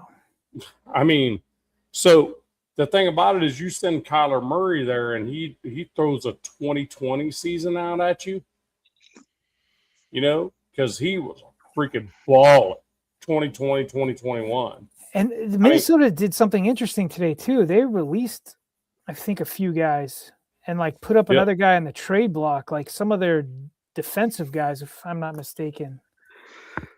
Yeah. I mean, Arizona's just dumping the house pretty much. I think there's a few teams that are kind of clean slate. I think Miami's been doing that. Tua is listed as QB3 right now on Miami's depth chart.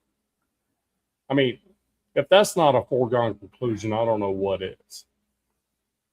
So, I mean, I see Minnesota with either Kyler Murray or Tua. So, that being said, J.J. McCarthy sucked so bad that where is J.J. McCarthy going to end up after all this shit? Somebody will probably have him at backup, take a chance on him. Yeah. Also, do you guys see Stephon Diggs is getting released as well? Released? Yep. From the Bills, right? Patriots. The Patriots. Oh, okay. Yeah. It's weird that Stephon Diggs is the most traveled Diggs. He's a cancer in the locker room from what I hear. Trevon Diggs doesn't go anywhere. You know what I mean? Trevon Diggs is one of the best corners in the NFL when he's healthy. I can't find the Viking stuff now. The Diggs family likes to travel. So, but Trevon Diggs is actually a freaking badass. He just, for whatever reason, can't stay healthy. That's often the case, though, right? The guy who's the character guy in the family, has problems. The guy who is the diva is the guy who's probably the better, like, overall player because he's on the field. Yeah, but it's unfortunate. It always happens that way, it seems. Well, the only exception to that is the Watts, like the Watt family. Well, the Watt family are kind of like universally just like good dudes all around. Yeah. And then to their credit, the Gronkowskis are pretty similar to that too. They're kind of like, the three Gronkowskis that made it to the NFL were kind of unilaterally like always seen as like just good dudes. You can't hate the Kelsey family either. Well, I mean, Travis Kelce's a little bit of a prick. He's a prick. He's a prick, but they're both freaking Hall of Famers. I mean, that I agree with. And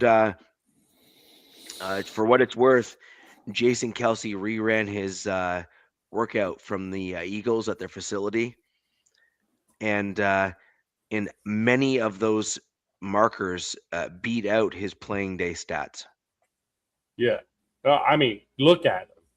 The dude's trimmer, slimmer. And the dude, what did he run? A 4.6 or some shit like that? Yeah, he did. 41, 42 years old? Yeah. That's stupid. Yeah. Well, I mean, when you get up to that level of athleticism as a human, and he's got a long way to fall. Yeah. Right. Like he's got a long way to he's here. He's got a long way to go down. So good for him. But I think overall it's going to be an interesting next probably week. What's the next big date where stuff starts March happening? 11th is the next big day. Yeah. I think the 9th. The 9th they can start legally messing around. They can tamper. They can start talking. All right. Folks. And then the 11th is actually cut day. That is so. Next Wednesday, the next show is D-Day. Come back, folks. That'll be an interesting day to get into. One. Do you guys predict? All right, for your teams on the 11th by our showtime, do you think any of your teams will have made a move for acquiring a player? Yes. Okay. Richie? Well, we have attempted to make a move, yes. I don't think we will have actually made one, although they could surprise me. But I don't think we're gonna actually have made one. All right. So Now, any players released are fair game at this right. point. Obviously. All right. So- Predictions. Where does Linderbaum go? Not to the Raiders. Rich, where do you think he gets signed to? Do you think he goes back to Baltimore, New York, Tennessee? Chargers. Fuck, I don't think so. But I think the Chargers have enough cap, and I think that the Chargers have history to show that the last time that their offensive line truly gelled was 2020 or something. Was Lindsley. Yep, Corey Lindsley. And the proof is kind of in the pudding there. And I think that they're going to try to go after a guy that they think can, take them into the future a little bit. Bourbon, he's got him going to the Raiders. Okay. Linderbaum could go to the freaking Bears now. That's also, I don't know what their what they've got going on money wise. Well, with him retiring, that is immediate release of that cap. And then there's another guy, Shaheed. That's another Alec Pierce. He wants to test free agency. Alec Pierce is going to be a target. And then McGovern, the other center, he pretty much said, "I'm not coming back to Buffalo." He's like, "I'm going to go. Bye-bye." He's done with the snow, Richie. I think he's over the snow. So yeah, he was always a pansy when he was here too. So I think you guys have like 2 ex centers from other teams that just got released. I think McGovern and then Cushenberry, yeah.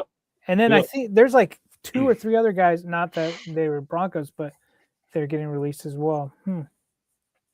The thing about it is Linderbaum, I've watched a lot of video of this dude getting pushed upfield. So there's argument to that, Nav, and I agree with you. I was not a fan. They said that he last year was like, from what everybody's saying, is that he played next to the 2 worst guards, which I'm like, hold my beer. And then I'm sure Raider fans are like, hold my beer as well. Yeah. So they're saying that his play was a result to the guards that he played with last year. Negative. Here's the thing. A center cannot get pushed backwards in pass. I agree. You cannot get pushed backwards in pass pro. We were asking for Andre James so bad to start, and then when he did get play time, you just watched him just go back into the backfield. Yeah. Your center cannot be backwards. He's got to get the ball to the quarterback and then go hot. He's the tip of the spear, man. And that's JPJ. Yeah. Every single snap I watch this dude. I'm sitting there watching him. I'm watching hundreds of snaps from JPJ. The dude is forward, blasts his own dude, and then goes and sees who else he can kill. And referees are going, "Hey, you're being a little too aggressive." He goes, "Well, is that a penalty?" No. Okay, cool. Why are you talking to me right now? Yeah. You know, I hate that whole thought process of that. And what got JPJ hurt is he got played out of position. He got freaking tripped up on a pull play as a guard, and it ended the season. Well, come on, he's gonna get used to pulling. Yeah. Well, I mean, no, he can pull. He pull from center. Yeah, but he just got hurt. Contact at velocity. Yeah. As a guard, you're pulling around, and you're at full speed when you make contact. JPJ needs to put the damn guarding cap on and be the center, and then we don't have to worry about center. Dude, Linderbaum and JPG next to each other would be that would be pretty epic. And the thing is, if Linderbaum was there, he would be the center, no question. And I'm okay with JPJ at guard. It just needs to protect himself. 2 wrestlers next to each other. A little bit too much. just from his own health perspective. Yeah. It's my opinion on that. Look, JPJ was a great pickup. We stole that dude out of the draft. I have no doubt. But here's the thing. I think the West is going to be, well, we have a draft to deal with. We have free agency to deal with. We have all the stuff to deal with. I think we're still going to be freaking very formidable. If you look at the Raiders' defensive side of things, they got better after Pete Carroll. After Pete Carroll was gone, they were actually freaking dominating on the defensive side of the ball. Eric Stokes needs to be re-signed. That dude needs to be re-signed and needs to happen today. We don't wait for that shit. Eric Stokes going to be easy. An easy re-sign. That dude wants to be a Raider, always wants to be a Raider, and he was definitely our cornerback one. That dude never got beat for a touchdown in every game he played. Not one time. I've got a couple predictions. I think Trey Hendrickson goes to the Colts. I think that they sign him. I agree. And then I think because I think Lou Amarillo's there now, his old DC. I don't think the Chargers re-sign Owe. I think Owe's probably going to the Raiders. He's gonna warrant a lot of money, and then maybe Mac comes back. I don't know. So the Raiders, the entire Raider Nation's like no trading within the division, and free agent. I'm with you, but no trading within the division. You don't want to have that stuff going on. Yeah, I frown upon that. So typically, like McDuffie goes to freaking Rams, there's no way they want McDuffie on the freaking Chargers. There's no freaking way. No. You know what I mean? That would ruin their corners low-key need for them, but not at the top of my priority. But I'll tell you what, that is something the Chiefs said, just not the Chargers. Because they already have problems with the Broncos. They have to shoot probably the best corner tandem in the league. I mean, but I'll tell you what, I want Stokes. I want Stokes re-signed. I want Max's Max. Let's not talk about that. Adam Butler, defensive tackle. If we're doing the 3-4, let's move him to nose tackle. We'd be perfectly fine. You know, we don't have to worry about who's nose tackle. Not a lot of college defenses are running a 3-4. So you're not going to find a natural nose tackle. You're just not going to find that. They're that wide open offenses in college football. Not a whole lot of I formation, that type of shit. 3-4 depends on a freaking badass middle linebacker. Oh, and I'll tell you, the money we spend on defense in free agency is going to be Devin Lloyd, if able. Dude, that would be a good get. Real quick before I forget this, Richie would like this. The Baltimore Ravens hired like an assistant, like strength and conditioning guy. He was the dietitian trainer dude for the All Blacks, New Zealand All Blacks, for 18 years.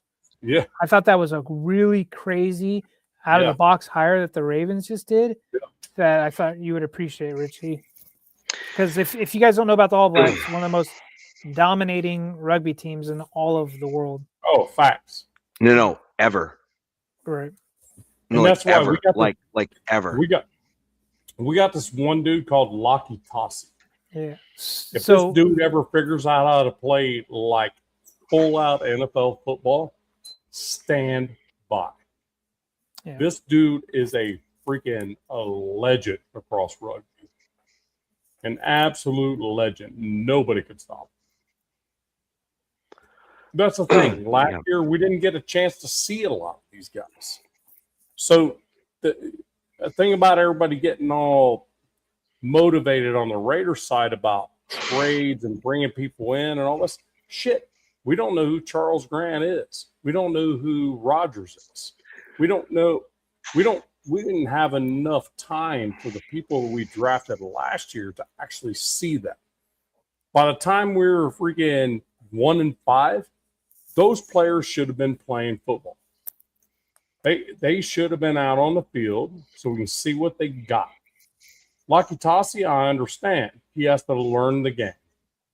But Lucky Tassi is the see-man, kill-man type guy. It's like, remember the documentary about Michael, the Ravens guy? Michael Orr. He literally did not know football. They just told him, see that guy and this guy? I want you to get this one first, and I want you to get that one. Don't put your arms around him. Just knock him down. That type of crap. That's Lucky Tassi in a nutshell, but just more explosive. So there's a lot to that. I mean, Tommy Eichenberg, best linebacker in the draft we drafted 2 years ago, sits on the scout team.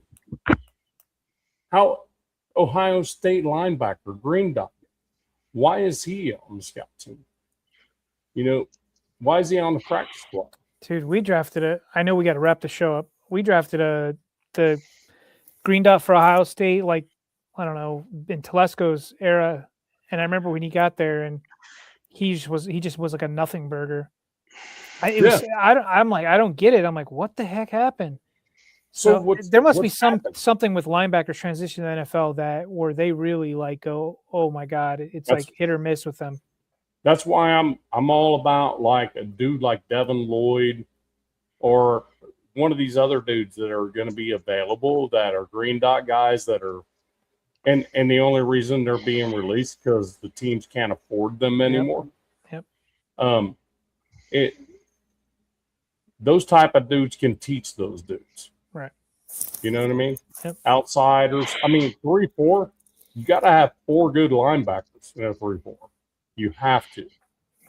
But the dude in the middle has to be the freaking dude. You don't get that from the draft. You do not get that from the draft. Rarely. Yeah. So my prediction is this: Devin Lloyd or a similar linebacker. There are a couple others out there. I wonder if you guys signed Zion Johnson. Well, true. But, yeah, Jansen said, shit, and I have half our players were playing out of their best positions. Exactly. I mean, when Jeremy Chin is playing free safety, that's a problem. He's a strong safety. He's a great big banger. That's what strong safeties do. You don't put them down in free safety. You just don't. I agree. You guys are definitely drafting a safety. I'll tell you that. Oh, yeah, free safety. Yep. A free safety. That's happening. Fast dude with good hands that can tackle. Yep. Free safety. Yes. So the other part about that is when you haven't had a chance to see the players that you drafted last year or the year before, I think as Kubiak, he's probably sitting there thinking, man, let me take a look at these freaking dudes we got before we get stupid. Now, granted, if we're doing a 3-4, I definitely need that veteran freaking middle linebacker. I need that guy. And here's the other piece with the salary cap that people are missing, like mostly in the Raider Nation. We have like 18 players on 1-year contracts. They're all going to be gone. 18. Yeah. Hardly any of them are going to be there, except for maybe Stokes. Need to keep Stokes. I think that dude freaking proved himself. Chen was on a 2-year, so we got him. But that's another $20 million when you bounce all the 1-year contracts from last year, because that's what Pete Carroll did. He just started bouncing people in there. Look, I'll tell you what, I wouldn't be scared if Jamal Adams was still around. In a 3-4, that dude would be amazing. He was playing pretty decent last year, I thought. No, he played pretty good, but he was on a 1-year contract. Okay. So we have all these 1-year guys that's a whole nother freaking conversation. But the Raiders got a lot going on, and I'll end it with that. Richie, I know you want to get out of here. I know you're not feeling well. And DZ, love you no shit, man. I think everybody that's in my channel has already subscribed to you and Richie.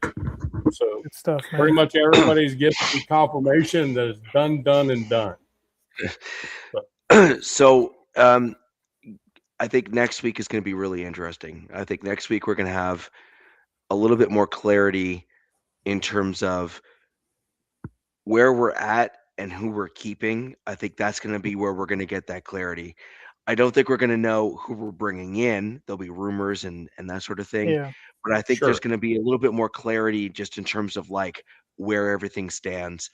And I think that's going to make things real interesting real quick in terms of where we're all at. So Yep. with that in mind, everyone, I'd like to thank you all for joining the show. I want to Hey, thank Richie, everyone for the super Richie, chats again, Richie, too. real quick, just wanted to throw this at you just for next week's show. March 11th, 4 p.m. is the deadline. Okay. So Oh, by you're the gonna time scream Raiders or something. a lot of stuff's going to be a little bit new, just so you guys know. 4 p.m. March 11th is the deadline for the new league season. Yeah, so that gives us 3.5 hours anyways before the show. So we'll have a little bit more No information. problem. To go We'll for. just wing it. Yeah. So anyways, guys, that'll do it for the show. Want to thank the super chat there for he had 3 of them. So Kyle, thank you for that. Heck yeah, again. Kyle. Everyone else, thank you for joining the show. Thank you for participating in the show. If you have any questions that you missed, leave them down below and we will go from there. Aside from that, next week we will go into free agency cuts, etc. Also, because we'll have some tampering news as well, see what's going on there. But until next week, where the West Side's the best side, thank you for joining. Peace. And our Fast lane when I pass in the street, bag of money in the passenger seat. Simcoe's been asking for me on the road from the west to the east. Way up, I might never come down, cause the coast racking up the flame out. So high, I might never come down, so what, this is my lifestyle. Wait a minute, work hard for